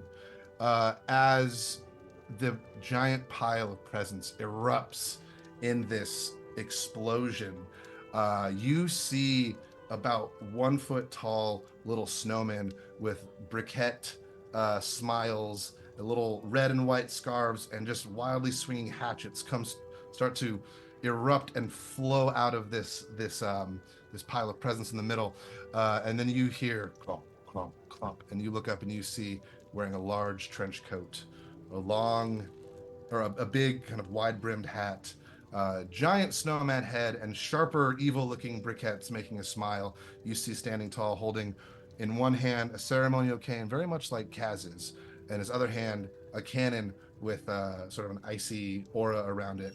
You see the fabled Baron Coldbones. He's here! Oh my gosh, he's real! And he looks over to you, Ice Knight, and he points his staff and he says, "Happy gathering, Ice Knight!" And we're going to take our break right there as things have gotten real. Woof. Right before we do the break, I'm going to do a couple reminders. Y'all, we are here for the Grateful Gathering. We're raising funds for Doctors Without Borders, who care for people affected by conflict, disease outbreaks, natural and human-made disasters, as well as exclusion from healthcare in more than 70 countries across the nation. Nope, not across the nation. The world. There we go. You can check out our pinned chat, or the chat that I'm going to put in right now. You can click on that Tiltify link and you can actually make a donation that goes straight to Doctors Without Borders. And while you're there, you can see some pretty kick-ass donation incentives. Like if you donate $10, you can give one of our players a reroll, which we desperately need. For $25, you can gift us a nat 20. For $50, you could give us a naughty or a preferably nice gift to help out the party. For a donation of $75, you could name the next NPC Senior Butt Crack. I don't know. Senior Butt Crack. For a donation. The holiday favorite, Senior Butt Crack. You know, in my mind, it was going to be like Nutcracker, but we shortened it and changed one letter. Senior Butt Cracker? And for a donation of $100, you could make us all roll on the wild magic table. So that would be really cool. You could also win a $25 gift card to Talon and Claw, or a $25 gift card to Eldritch Foundry. They're actually the ones who are hosting this really cool one-shot that you can get for free if you go to eldritchfoundry.com. And if you use code JustTheHuman at checkout, if you want to pick up any minis, you also get 10% off. But we're gonna go and like drink some water and stretch our legs and I don't know, maybe do a bio break. So I suggest that you do that too and then be back in your seats in like 5 minutes. Hi and welcome back. We are so excited for you to be joining us for the second part of our Grateful Gathering festive holiday D&D charity stream for Doctors Without Borders. Make sure you check out the pinned chat to go and donate. Make sure you look at the cool donation incentives that you can give to us as well as receive yourself.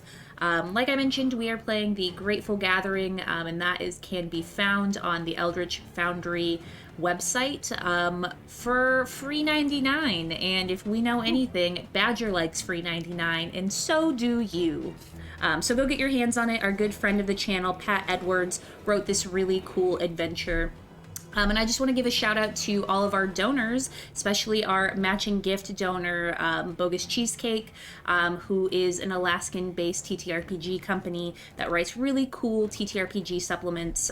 They sponsored our first $100 matching gift. So we have exceeded our goal, so thank you so much. And with that being said, I am going to pass it over to JPG, aka Soli, to do our recap.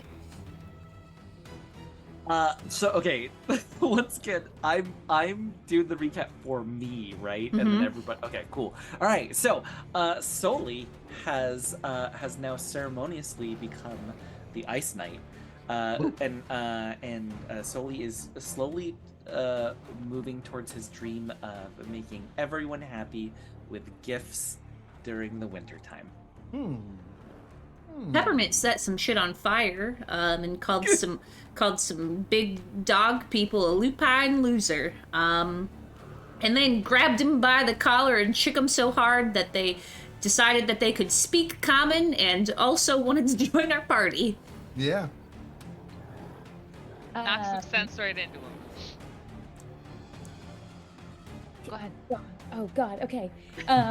Well, Badger stole some things and then shot some lupine losers, and then had to give away something that she'd stolen to a child, which is fine.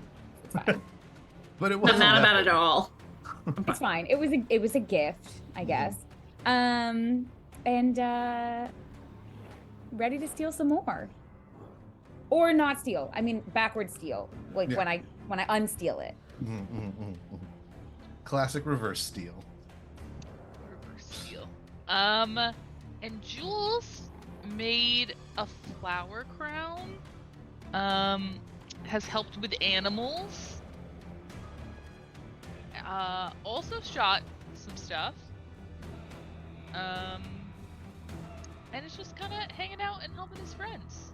There we go. Oh, and Soli is daddy. Soli is daddy. Oh, I think that's like the big takeaway. Yeah. From this adventure. The biggest one. But no purses owed yet. We were so close. We were so close at one point. And real quick, Jess the Human, where are we? Do we owe anyone anything in regards to rerolls, naughty nice things? We just wild have surges? a couple. We just have a couple rerolls, and I think I have a nat 20, and we are good on everything else. But Okay. you could go and you could donate right now to make it so we do have to name an NPC. Yeah. Mr. Handy Person, or Mr. Handy Person. or Mr. H Person. yeah, Mr. H Person. Or you could donate more money and we could do another Wild Magic Surge, or a little less money and we could get a naughty or nice gift. Pew pew pew. Honestly, a naughty or nice gift would be Senior Butt Crack. But I won't tell you which gift. Yeah. little bit of column A, a little bit of column B. Who knows? Maybe it's one of those classic right down the middle gifts. Thank you so much for wonderful. coming, everybody. Stream is That's over. I know we just came back Bye. from break, but we finished it up. Wow. We did it. Do, do, do, do, do, And do, you do, saved do. Christmas. Do, do, do, do, do, do, do. Excuse me. I was just with my niece and nephew, and they got me a little bit sick. Anyway, so as the as the snow settles, you are now looking into the face of one Baron Coldbones, a creature as best described only from your deepest, darkest fears. Kind of looks like a dude with a snowball on his head, and cannon for a hand and a giant honeybark cane in the other hand. And he starts off this fight before we get into the roll initiative part of this fight.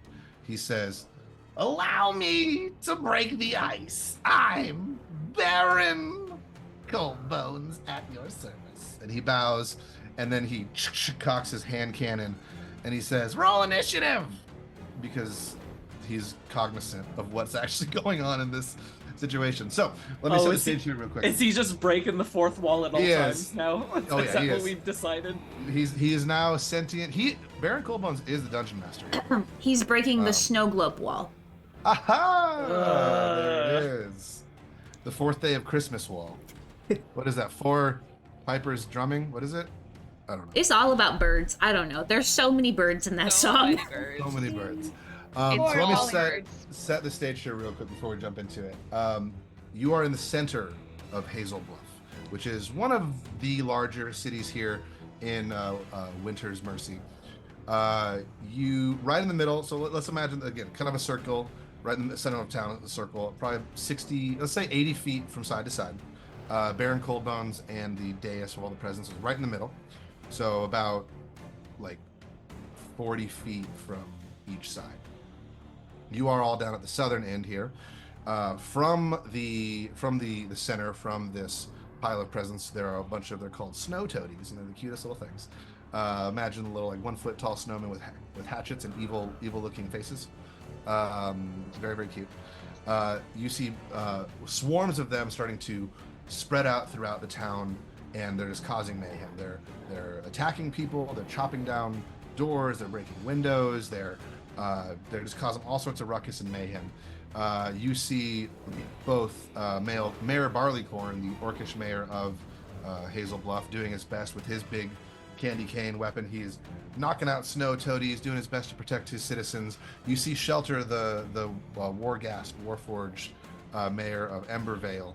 His hand is kind of morphed into this sort of like glowing red blade, and he's also doing his best to protect the town. You see Josephine Bloom and Cedric Sunborn not really doing a whole lot. They're moving away. They're moving away with the crowd. You see Cedric has his son, the one who you gave the sword to. You see the son like being like, "No, Dad, we gotta help," and he's like, "No, we gotta not help." And they're moving away. But so pretty much the setting is there's a bunch of snow toadies causing ruckus in the town. You have Baron Coldbones in the middle of this burning heap of presents, declaring he's now broken the ice. And yeah, that's pretty much it. So for the second time on this stream, folks, can we please roll initiative? That would be a 19. 19. Got a filthy 20. A filthy 20. Ooh, that's a naughty. Naughty 20. I got a 21. Oh. Even naughtier. So naughty. So Jules got a 21. Yeah. Peppermint got a 20. Mm-hmm. Is this going to be the exact same order it was for the first fight? So I think funny. it is. Opposite. Peppermint Oh, that's was right. one above. That's yeah. right. That's right. Okay. Who else got lower than 20? Totally. Sully, what did you get? I got a 0. A 0. That's very low. What did you get, Badger?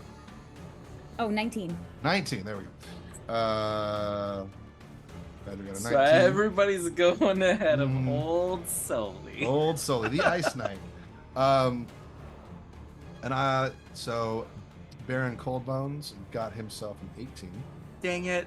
Sorry, Sully. Cold Bones. And Can we use one of those re-rolls to make Cold Bones Yeah. re-roll? absolutely, if you want. Yeah, there is one disadvantage for David. You want me to do that again? Hell yeah. Yes. All right, we're going. Wow, much better. Natural 1. Yeah. So we're gonna say Cold Bones, just in the spirit of charity and the spirit of the Grateful Gathering. We're gonna put him beneath you, Sully. David's so giving. Wow. Yeah. So It's the a order. winter miracle. It's a winter miracle. The order is Jules, Peppermint, Badger, the Snow Toadies, Sully, and then Baron Coldbones. All right. So, what are you all doing? Jules, you're up first. You have Baron Coldbones up front. You see him starting to like kind of clomp forward. Sully is within range. You would think of Baron Coldbones, and it looks like Baron Coldbones has eyes for really no one else. What are you doing? Can I? What is the crowd like in relation to the chaos? Is there people I need to protect? Absolutely. Or- So there, you definitely see majority of the people, because there's probably close to like 2,000-3,000 people here at this whole event. Majority of them have gotten away and are like filtering away, but you definitely see a few people running away from these snow toadies, kind of like getting backed into corners or like fleeing into like a small room or like a small house, and like the toadies like banging on the doors around them. You see specifically there. No, we won't do that. You do see an older looking woman with what looks like could be grandchildren trying to get away, and so there's some snow toadies pretty close behind her. Yeah. So yeah, there definitely are folks that you can protect if you're looking to protect. Can I send like my other 2 rhyme hides like out into the crowd? Sure. Just to kind of protect from the snow toadies. Absolutely. So the way we'll do that is just on your turn, we'll just roll two d20s, and we'll just kind of see kind of like the vibe of what they're accomplishing. Does that work? Yeah. Unless you have like specific things you want them to try to do. I rolled a 14 and a 16. Cool. So I say with both of those, you see there's a little kid about to be run down by a couple snow toadies, and all of a sudden Grace plows them. Then now they puff away into a flurry of snow. They just kind of float down. And then same thing happens with your other 2, or your other one. Just saving folks. The general populace is being saved by your rhyme hides, and it is amazing. What else are you trying to do with your turn? I see that what is his name? Baron Coldbones. Baron Coldbones. Yeah, kind of is walking towards my friend, so I would like to not that I don't think Sully can handle it, but I would like to stand next to him. Wonderful. And then I am going to cast Hunter's Mark. Okay. And then I'm going to use my bow Okay. on. So Baron Coldbones, his AC, just for folks at home, is 17. That's only a 12. Uh-oh. Uh-oh. We have Do we rerolls. have a- Reroll. Oh, I have a reroll. I do. 21. That's a much bigger than 17. Yes. Cool. So what does it look like when you hit? Old BCB over here, Baron Coldbones. So that's 16 damage total with the Hunter's Mark. And yeah, I think I just kind of like walk up next to Sully, kind of nod at my friend, and then just use the longbow. Wonderful. So yeah, you shoot Baron Coldbones right in the shoulder. His goes flying back in a very dramatic and cool way. You're doing your best to protect your friend. Sully, you have a bit of time. So I just dropped the Ice Knight's armor is a magical item here in this one shot. So I just dropped the description if you want that. if that's I good for got you. it. Cool. All right, cool. Jules, is there anything else you're trying to do for your check? Nope. That is Cool. me. So you sent your rhyme hides out to do some general crowd control. You're helping the folks who can't necessarily help themselves, and then you're going and standing strong with your friend Soli. Love it. Peppermint, you are up. What are you trying to do? So you see me look mad. This is messed up. We just Pretty messed saved the Grateful Gathering, and now this person that I wrote their name down, the Baron Cold Bones, boo. He's trying to mess Boo. everything up. So I say, by my moons and stars, you will not ruin this Grateful Gathering. And I think like from my antlers, you would see a moonbeam like shoot out at it and then like go straight up over the Baron. And so the con save is 15. Again, if it could be 14 or lower, that would be so sexy. So wonderful. I mean, that's kind of been the theme of this whole. So event sexy, tonight. yeah. It's very sexy. Alrighty, Baron Cold. You said that's a con save? Mm-hmm. I have a +3 now. So. Boo. Actually, I'm sorry. I have a +6 to that roll. Double boo. So, but you want to know something very, very fun for you in this situation? That is a 3 + 6. That is a 9. You know, I haven't heard anything sexier today. So sexy. Look at the abs on that 9. Wow, so sexy. So as the like silvery beam of like pale moonlight like erupt around the Baron, it takes 14 points of radiant damage. Wonderful. So with the damage from Jules, the damage from the moonbeam, yeah, this guy's not looking super. I mean, he's still got a lot of health. You're not very close. Cool. But y'all did damage to him. Yeah, you Thanks. did it. Ow. And that's Ow, my that turn. hurt. Wowie. That was a good turn, he yells. And then he man, I really should have done we'll see. I'm looking for up a quote real quick. Tonight's forecast, a freeze is coming. He just yells that out randomly. With just kind of, you get the sense that this dude is unhinged and really has no idea what's going on. And all of the snow toadies sound like Arnold Schwarzenegger. I just want you guys to picture that as they're throwing hatchets. I'll be hatchet. That's what they yell. Cool. Up next. So many tabs on my computer. Where are you? The tab I'm looking Might be me. for. It is Badger. Hooray! Thank you for remembering. Amazing. I totally know how to count. I don't. So I would like to bonus action hide. So basically, Cool. I would like to hide just like one of those things where like it's something that I shouldn't be able to hide behind, and I specifically want to hide behind like just like a little mound of snow or something that shouldn't be possible. Do you want me to roll stealth for that? Sure. Amazing. That would be a 19. Yeah, that's gonna work. And so now that I'm hidden, I would like to attack with my short bow. Cool. So yeah, sneak attack. Let's see what you got here. Are you looking for it to hit the Baron? I am. Cool, that I is a got 17. 14, so I'm gonna re-roll. 14. Okay. Yep. Hit us with that I reroll. got a 12, so I'm gonna re-roll. Yep. Hit us with that reroll. We got a bunch of them stocked up. Oh my god, I rolled an 8, so I'm gonna roll my last re-roll. All right. You All also right. have Is that the third inspiration. one? You do have inspiration. I gave you inspiration as well. Great, so I'll roll. Oh, so are we doing the something or re-roll for Oh, inspiration? just a reroll. Oh, great. Re-roll for inspiration. Yeah. 21. There we go. Hey. We did it. It's charity. We're making it happen. You just And see total like damage is 24 with sneak attack. 24. Goodness gracious. As another sort of combustion man. Yeah, I Very- crit on both damage and sneak attack. Wonderful.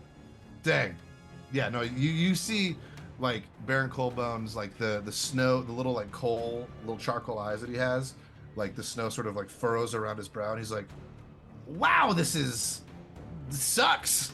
And I believe in stealing shinies, not in glory. his head just turns around. He looks to where he thinks you are, but you're hidden behind a little snow thing, and he says, "That, grr!" And he looks back to you. Do you mean Sully. burr? You're right, burr! He says, as you see him starting to rear up and charge down. Our friend Sully here. And then really quickly, I'm going to make a quick little thing here. Peppermint, what is your AC? My AC is 12. And it's funny that you ask because on the start of his turn, he has to try to roll again to take less damage. Oh, cool. So Yes. another Constitution save? Yes. That's a Again, +6. 14. So sexy. Excuse me. That one is a 10. 10 plus 6. That is a 16. You know, I have a nat 20 that I could use for myself, or I could say, no, go F yourself, Baron. And I would like to do that. Okay, so wow, look at that. The 0 just fell off of that 10. It's a 1. That's a natural 1 on the dice there. Goodness gracious. Wowee, that is... I rolled Oh. 3 10s. This is wild. That's 30 damage? 30 Oh my damage. goodness. I'm going to screenshot that for y'all. I'm not making this up. I believe you. Excuse me. It's Yeah, the Baron. parody. Baron Coldbones is you definitely see the snow starting to melt off the side of his head, and he's starting to like slog just a little bit. God, the coldness, the cold icy grasp of death, it reaches into my soul. He yells that. That wasn't a Batman quote. That one was me. That was off the dome. But Peppermint, what is your AC? 12. 12. As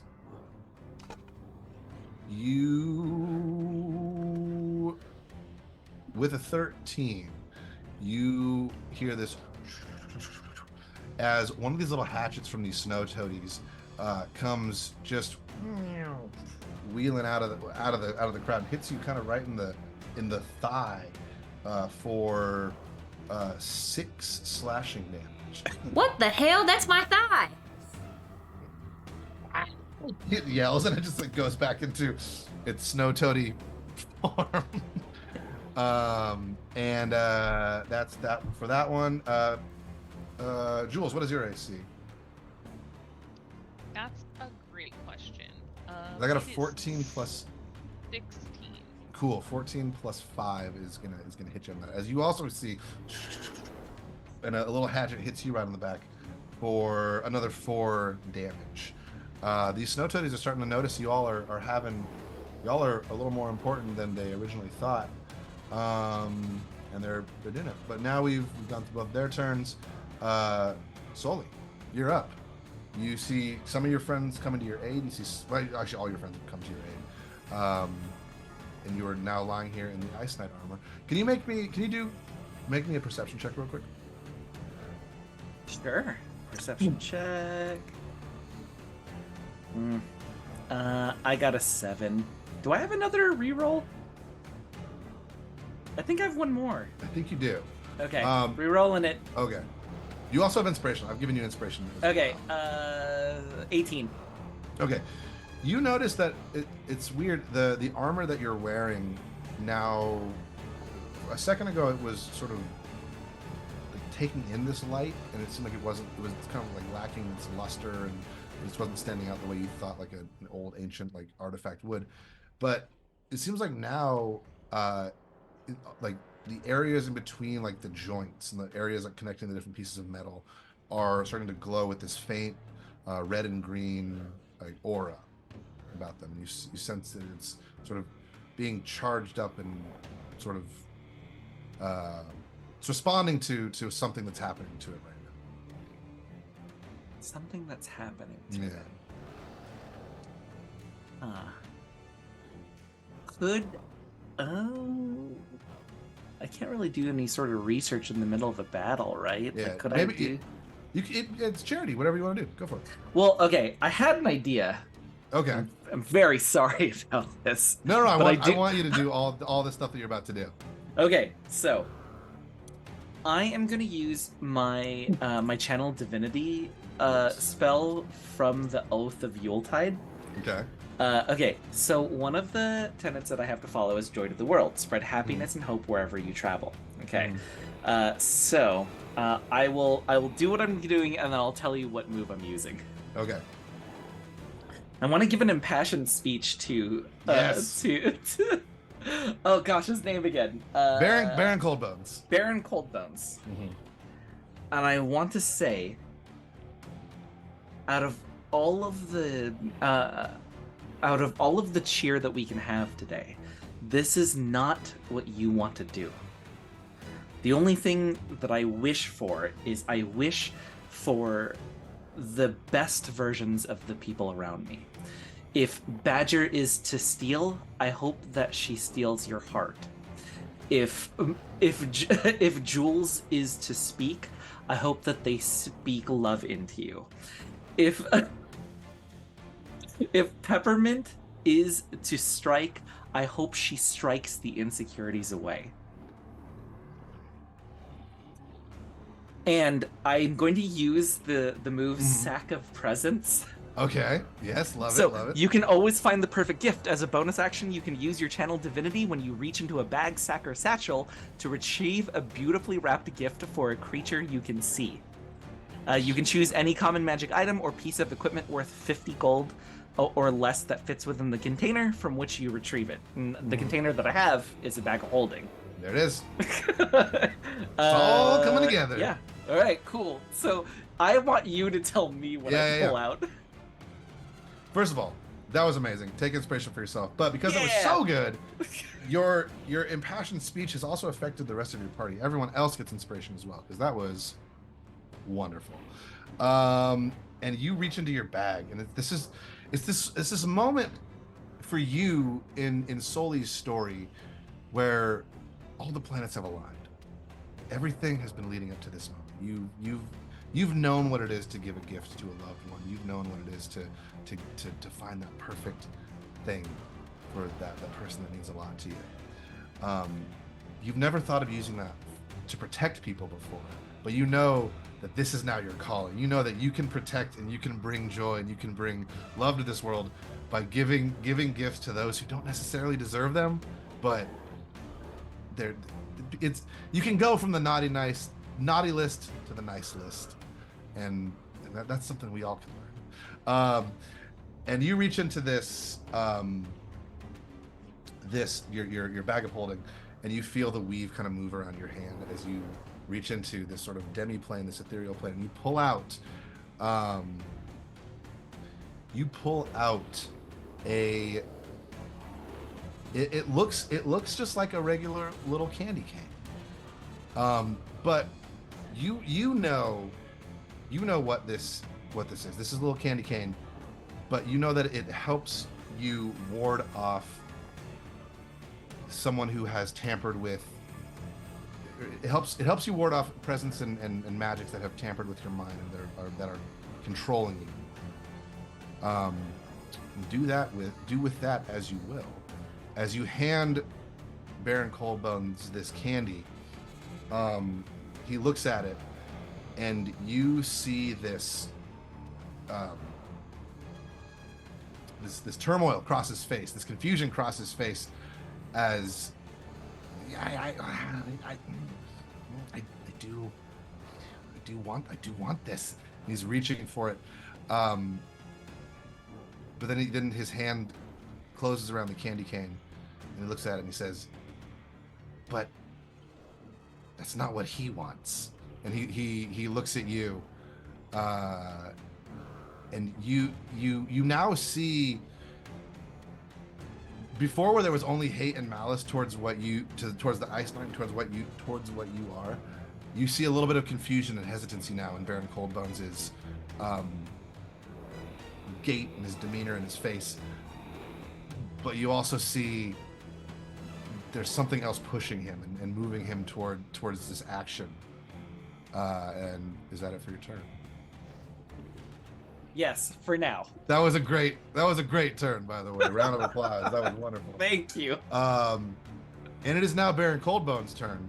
And okay, this is what happens.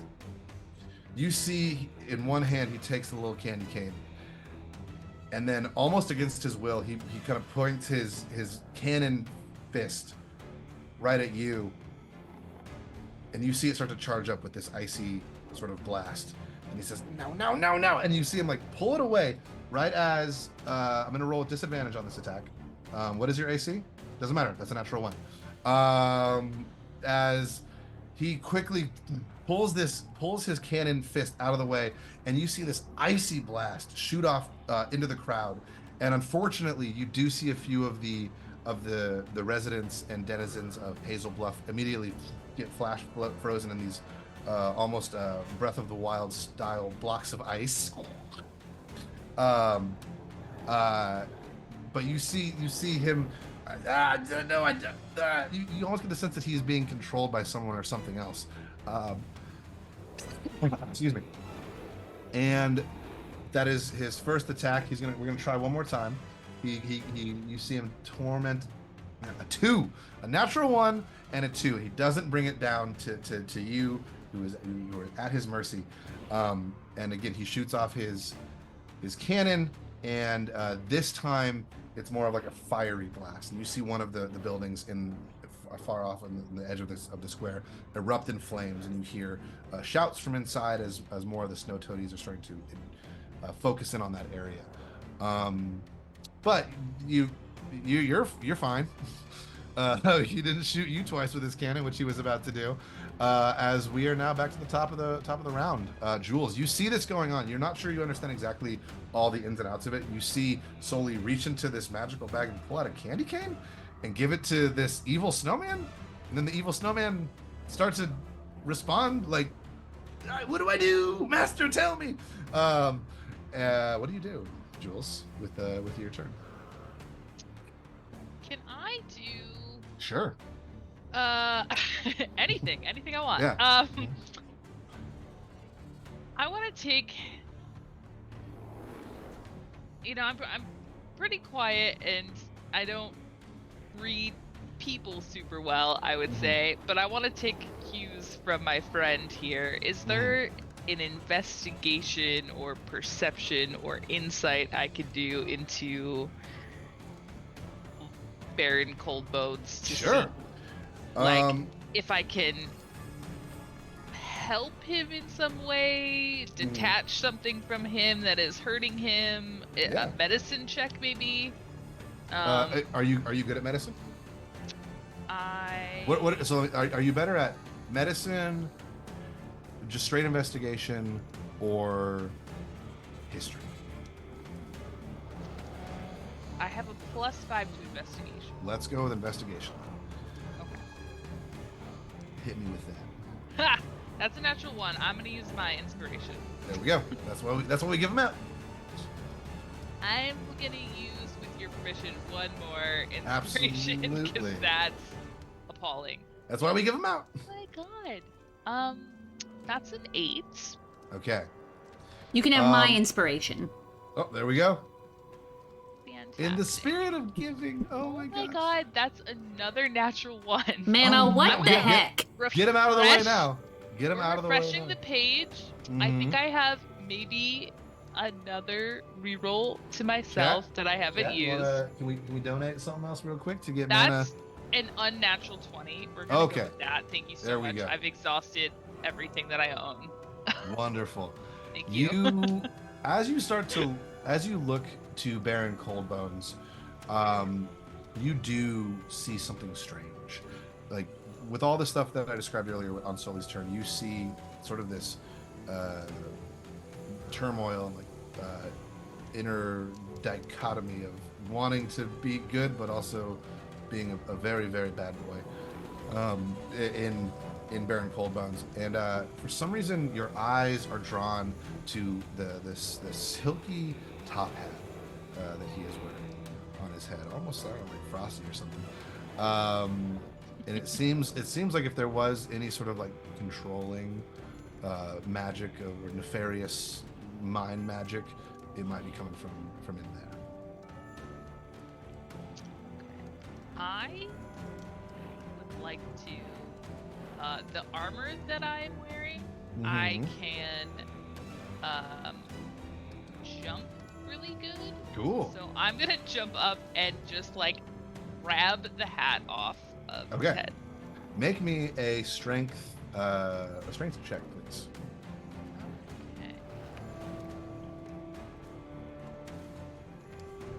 Okay. Holy cats. That's a 3. Okay.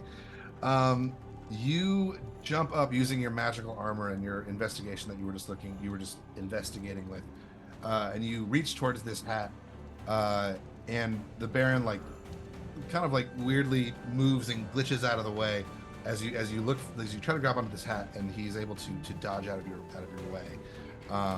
Is that it for your turn? Or are you trying to do anything else? I have 2 actions. Have I exhausted both of them? Just Charity, go again. Do you want to try and grab the hat again? Yeah. Another strength check, please. Okay. 8. So this is where something kind of strange happens. You're able to this time. You're like, okay, well, do it again. You jump. You're able to get a hand on the hat this time. And as you like pull and yank, it's weird. It's on there pretty tight. It's almost as if it's like magically adhered, or there's some other forces kind of keeping it on this dude's head, and you're not able. It kind of leaves your grasp before it comes off of his head. Okay. I will say to my friends, like looking at all of them, I think there's something about this hat. Maybe if we remove it or knock it off somehow. And then I look at Sully. Am I doing okay? As I like pull on this hat. I think Sully doesn't really know what's happening. It's like, you're always doing okay. Jules, you're great. We love you. Cool. So if that's it for Jules' turn, Peppermint, you're up next. You see there's a building on fire. You see a couple people getting frozen from these magical blasts from Baron Coldbones' magical hand cannon. You see Jules up on top of this dais in front of these burning presents, trying to grab this hat off this evil snowman's head. And you're being attacked by snow toadies. What are you doing? I'll yell over to Jules. Now you just say less, friend, and I'll go ha ha ha-choo. And with that, I'll cast Flaming Sphere in the 3rd level. And it's a dex save of 15. So again, if we want to like just keep on par with the like sexy theme, a 14 or lower would be phenomenal. Okay, I will do that. But while you're rolling, a giant, or not giant, it's 5 foot, which is kind of giant. I don't know. That's kind of big for a flaming sphere. It's gonna go and it's gonna graze the top of his head to up in the air to like knock that top hat off and then hopefully disintegrate it. Got it. Yeah. So what do I have to roll again? I'm sorry. Dex 14. Dex 14. Let me just double check, see exactly what he's working with here.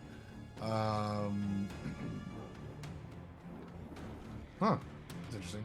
Dex is not as good as his other things. Bless. Actually, no, it's 7. It's better. It's the best one. I'm sorry. Shoot. You might as well roll it twice, because as a bonus action, I can move the sphere up to 30 feet, and I'm just going to ram it back into the top of his head. Got it. So the first one was a 7 plus 7, so 14. Which is not what he needed. He needed there to. It is. Yeah, there we go. Bam. But it's just going to boop right back around. First one, and the next one was a 19 plus 7. Okay, well, so the hat takes 9 points of fire damage, and then also 6 points of fire damage. Okay. Wonderful, sweet, very cool. As you see this flaming sphere sort of just roll through the air, sort of just like graze the top this guy's head, and then he looks up, and then it does it again. He's like, "Ow, that burns." You see the Baron take a decent amount of damage. He's really not looking good now. Between the emotional damage that Soli has done to him, and now the physical damage, and now the fire damage that everyone's done to him, he's really not looking great. The hat looks more or less okay. It's weird. But he is not looking great. Maybe onto his last legs. How many legs does he have? 27. Wow. There's Okay. a lot of legs here. Ooh, that's my turn. Is there anything else? Okay, cool. So you're done with that one? Mm-hmm. Cool. All right, Badger. You are up. I would love to scurry up the Baron and try and steal the hat. Okay. The first part of that you do. You from your hiding place, you get on out. You get up there. There's enough turmoil, or there's enough chaos going on that I think it makes sense that you're able to climb up this guy. As you climb. And by steal the hat, I don't mean not like pickpocket him. I just want to like carefully like whisk it off his head. Got it. I'm trying to look for something here real quick. Man, Mr. Freeze had a lot of good quotes. So you scurry up to the top of the Baron's head. You are now kind of like riding on his shoulders. You see his like candy cane spinning around, his cannon charging up. He's like, "What's going? This is ridiculous. Why is everyone? I don't know what's going on anymore." And you grab onto the hat and give me another strength check, please. Strength? Yep. Oh, fine. I'm sorry. It's okay. I accidentally rolled a save, but it was the same as a regular. That was a 12. A 12. So you kind of the same thing that that Jules noticed. You're able to get a really good grasp on this hat, and you're pulling on it, and it is not budging. But what I will say is from up here, and where you're able to see the top of this hat, and you kind of see like as you're pulling it, you're able to see like sort of the area around your fingers. You notice this strange kind of sickly yellow light pouring out from underneath this hat, and yeah. Can I use an object interaction to do something weird? Sure. Yeah. Can I take out the copper wand and wave it at the hat? Yes, you can. So, okay, this is what happens. This is a magic item that I love, and I try to put in every single one of my games. It is called the Wand of Switcheroo. Basically, as a bonus action, you can swap places with someone. But also in the canon of this item, it also gives you a very fancy curly mustache. Ooh. So you're about to get a very fancy curly mustache. But what strangely happens, you pull out the wand, you zap it right at the hat, and you are instantly kind of sucked into this vortex, into this area, and you're like in the hat for a second, like, whoa, this is weird. It smells like hair in here.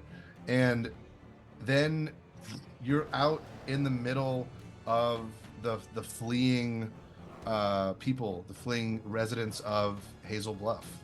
And can you give me a very quick perception check with disadvantage? And you also have a very fancy mustache. I'm very distracted by the mustache, so Yeah. I can't really see past the edges. That's an 8 for perception with disadvantage. Wonderful. So you're just jostled immediately. You're kind of banged around. You're not used to that. You're very small and you're very agile. You're not used to just sort of being moved around in a crowd like that. But rather quickly, you feel a big, strong sort of metal and wooden hand reach down and grab you and scoop you up because you're about to get trampled, and you're now kind of riding on the shoulder of Shelter, the war-forged mayor of Embervale, the next town over. And he says, Thank you, Mayor. Of course, we must protect our citizens. I talk like a pirate. Embervale is just a pirate-infused town. Yar, here we go. Ready to set sails? And he just starts to charge forward. Um, Aye, aye, Captain. yeah, oh, wonderful! You can be part of me crew. Uh, this is so Christmassy. um, yeah, it's confusing how you sort of transported into the middle of these people. You're out of that fight, but you're in this sort of other area, but like you're still what's going on. Excuse me. We're back to. I'm sorry. Is that it for your turn? Cool. Wonderful. I muted. Sorry. Yes. No, it's all good. It's all good. What is your AC, Soli? It's 21. 21. I got a 19 plus 5. That is a Dang it! 24. But then I got a 13 plus 5. That's a 17 or 18.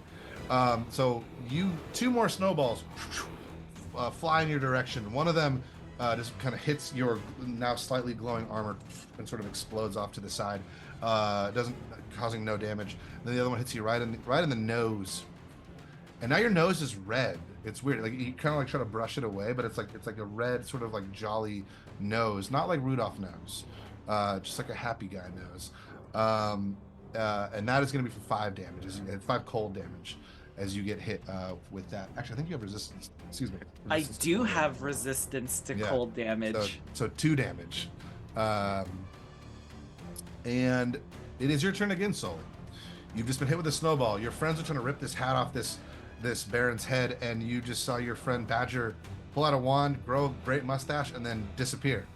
What are you doing? There's a lot going on. Oh god, I have another dumb idea. Yes, do it. More dumb ideas. The red and green glowing from my armor, Yeah. does that make dreams come true? It does now. Do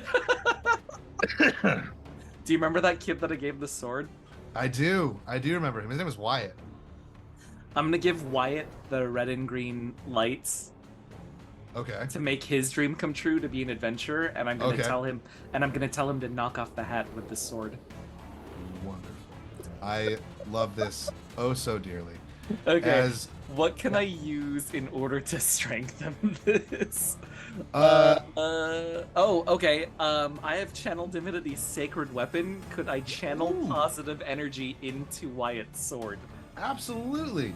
As all of a sudden your friend Wyatt is there, and he says, "I got away from my dad. He got distracted somehow.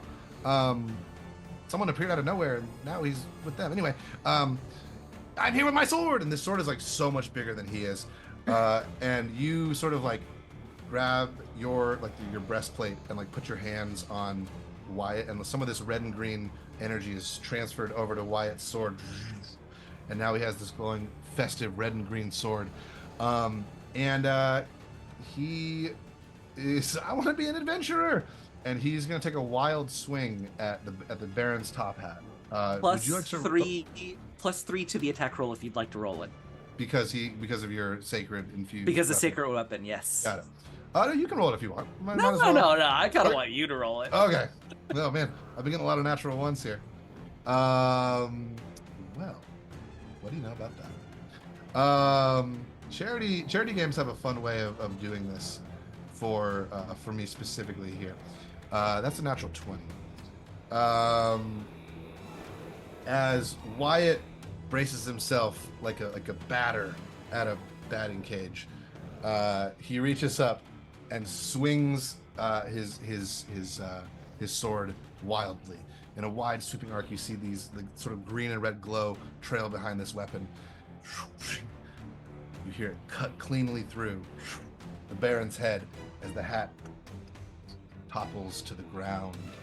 And all of a sudden, Baron Coldbones looks at you solely, and you see like the evil, like messed up, more of like a jack-o'-lantern's face turn more to like just a happy snowman face.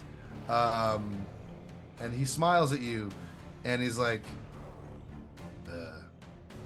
"Nice to meet you."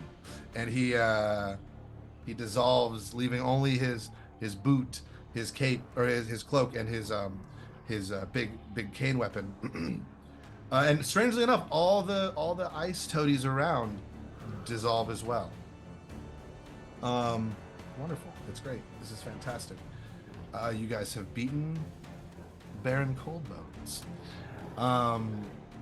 Your armor does something strange at this point too. It as the evil is vanquished and as the anti-joy is diminished, your armor starts to glow even more.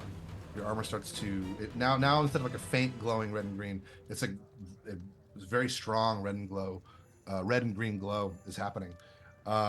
And just to kind of wrap things up, the town all realizes the danger is past. They all come running back. They start putting out the fires, unthawing the people, and you've saved Hazel's Bluff yet again. Well done. That's not the end of this story here, folks.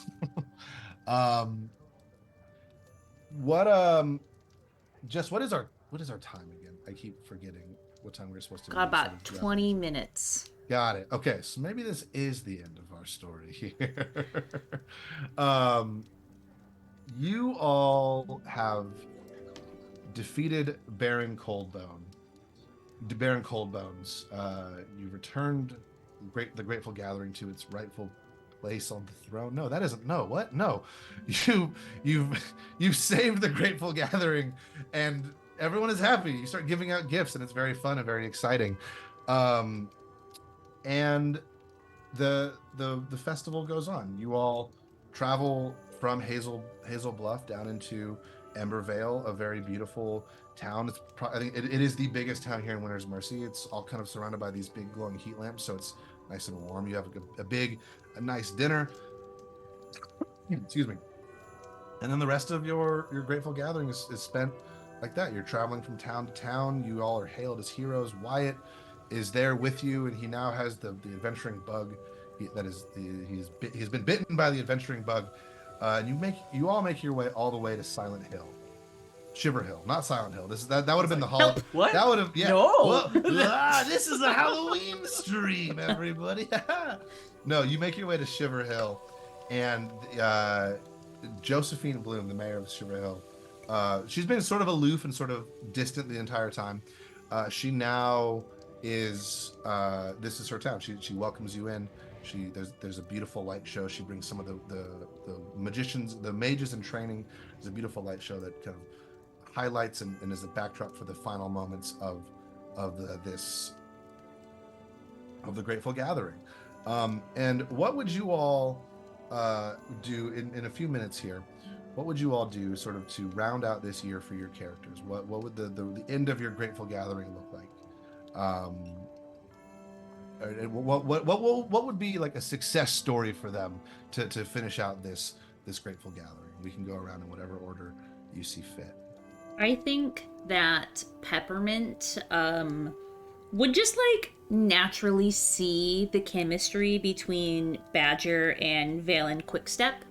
And they would do their darndest to, and this goes against everything that I stand for, because usually I want to make people fall in love with JPG, but this one, it's there, it's natural. Peppermint would do everything in her power to matchmake for them and set up meet cutes and like do the whole shebang, so by the end of the year they are coupled up. That's fantastic. Valen at first is very much resistant because he's just tries to be way cool, but you can tell it's like he's like, oh, this is great.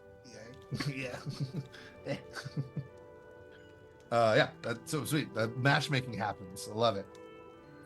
While having a wonderful little romance, I think Badger, having also had a little bit of time in this fight in the crowd, anyone that had the ability to fight that was running away, she steals from mercilessly. Got it. She takes anything that isn't pinned down and just hands it out to people, and like makes sure that it's done in a way that like if they take it back, it's just mean. Got it. Love it. So you probably your two biggest marks are Cedric Sunborn and Josephine Bloom. Both of them were very quick to be like, we're out. And they're both very powerful people. So yeah, you take a lot of things from them. And every time they buy anything to replace items I've stolen, I will steal that. So is it like you're stealing all the left socks? Yeah. So they're So like just- all the left socks, I'm stealing their like all the hairbrushes. I'm stealing the like contact solution. The lid to And the cap to the toothpaste so it just dries out. exactly. I'm also squishing the toothpaste out after I take the cap, Of obviously. course, you have to. Yeah. But like also like all of the brown sugar in the pantry. Like I'm replacing I'm replacing the salt with baking soda. Like just like absolute every night, absolute nonsense. Oh man, you're the hero Winter's Bluff needs, not deserve. Or wait, yeah, Batman, you did it. What about for Jules or Soli? I think Jules has started like a wilderness slash like combat class for all the little kids.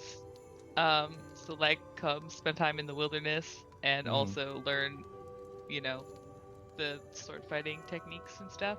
Wonderful. I also think that Jules helps Soli like as much as possible. So like, do you need help with the sled? Can I fix it?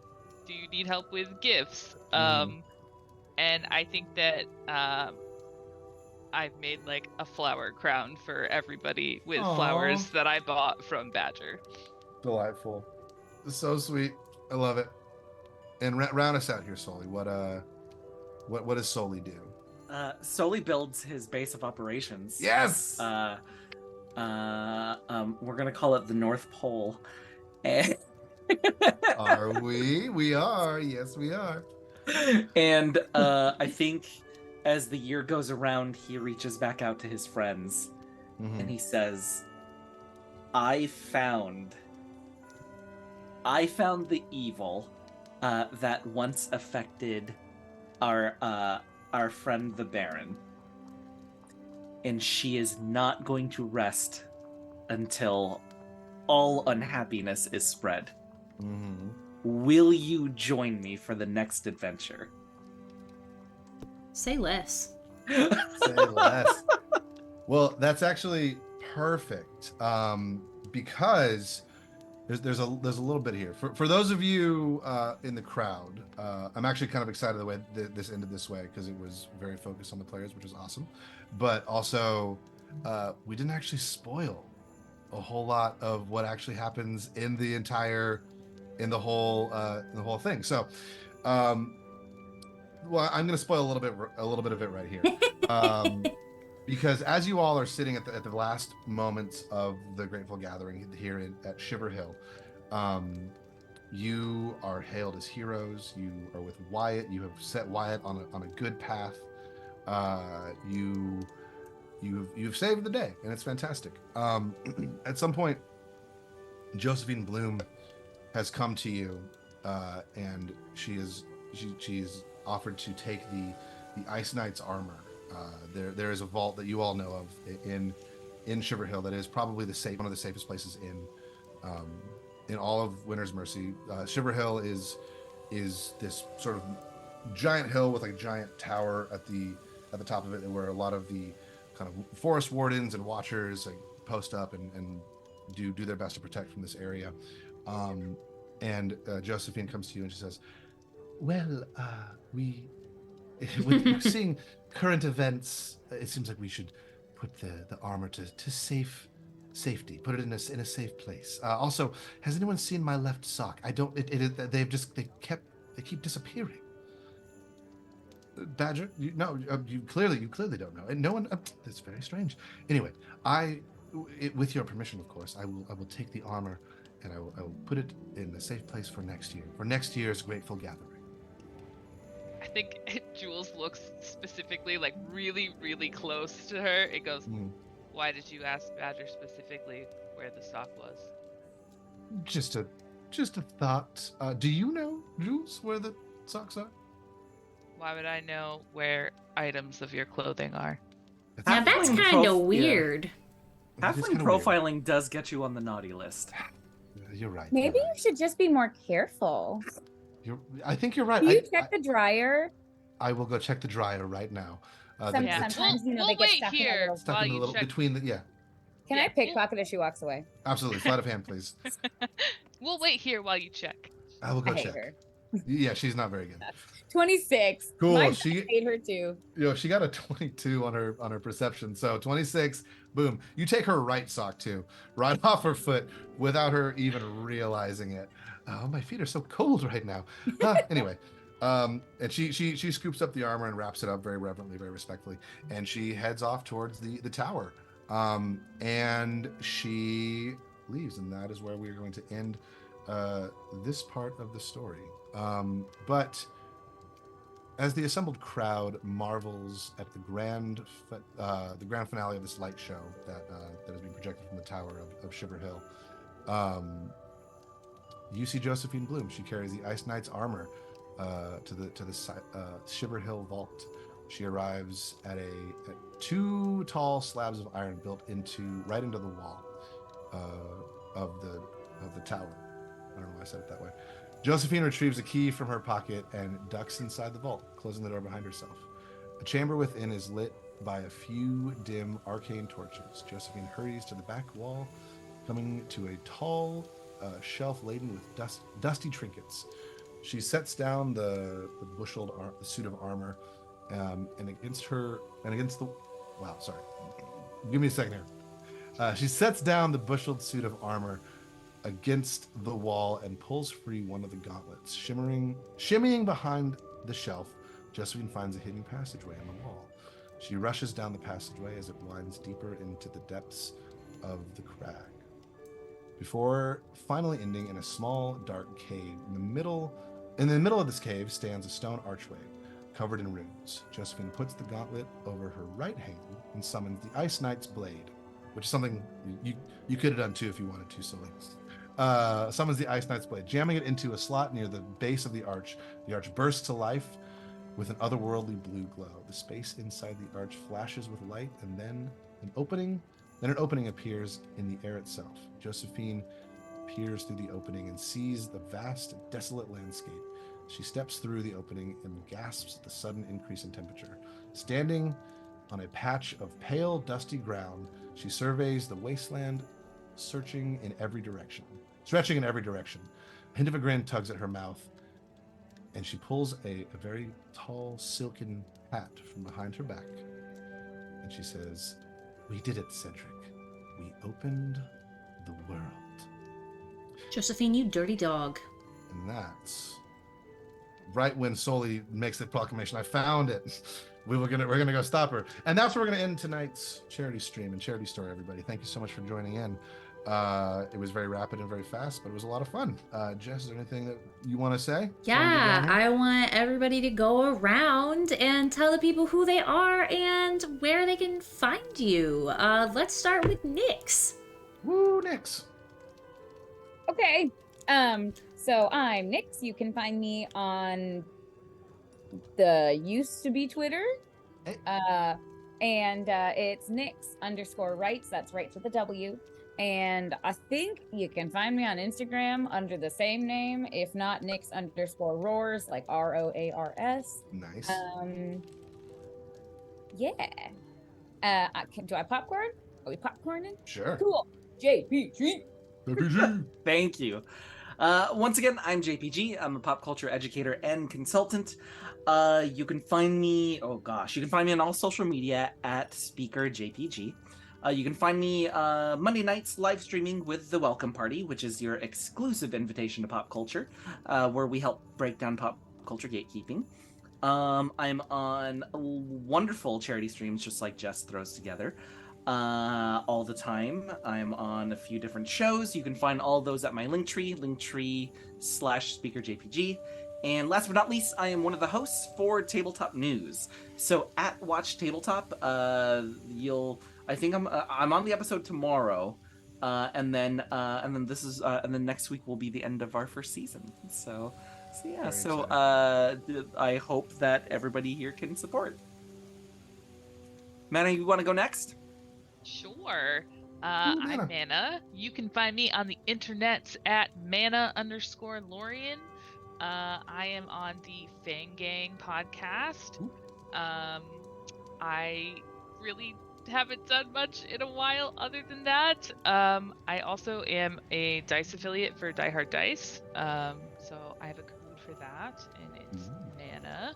Um, and yeah, if I have other things that I'm doing, I usually post about them on any of the social medias that I'm on. And I'm gonna toss it over to Jess. No, you're tossing it over to David. I am. You're gonna end Yes. it. Or Fine. that All right. way. Deflect that. All right.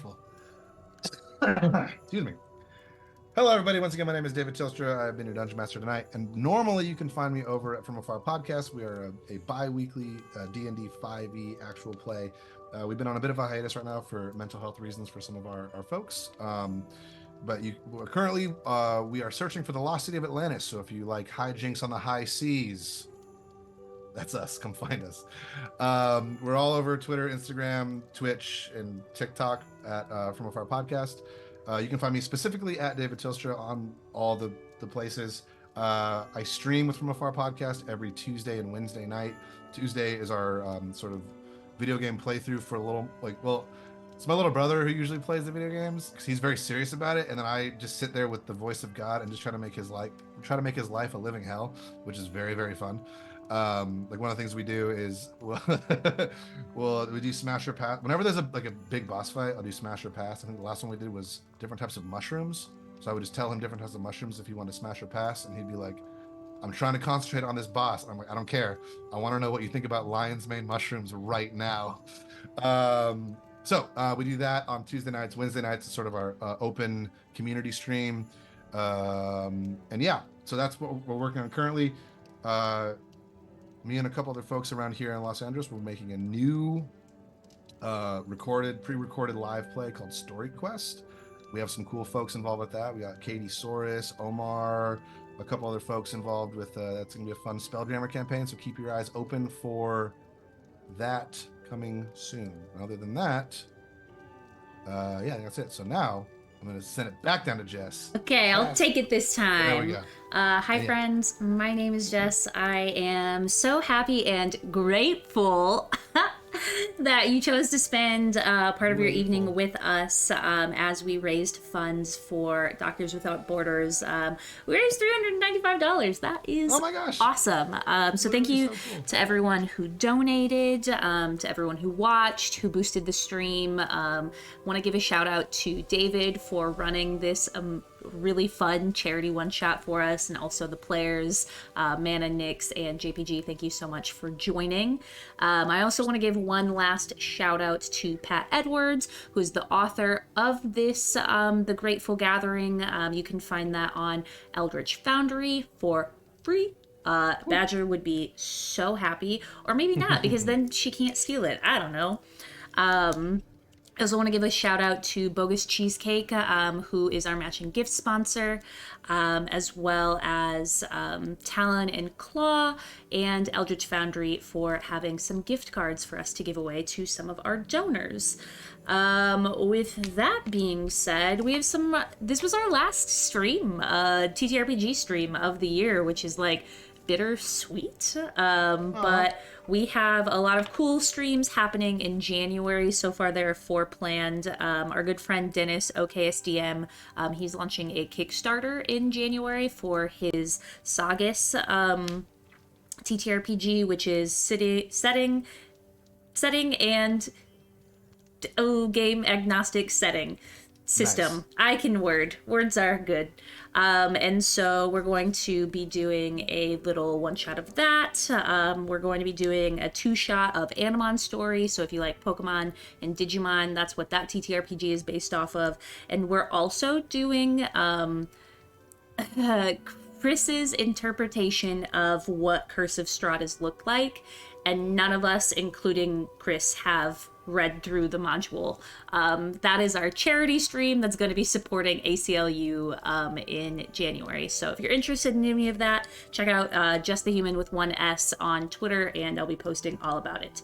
Anyway, thank you again for watching. I hope that you have a very grateful gathering of your own season this year, and we will see you in 2024. Bye. Thanks, everybody. Love you all. Thank you.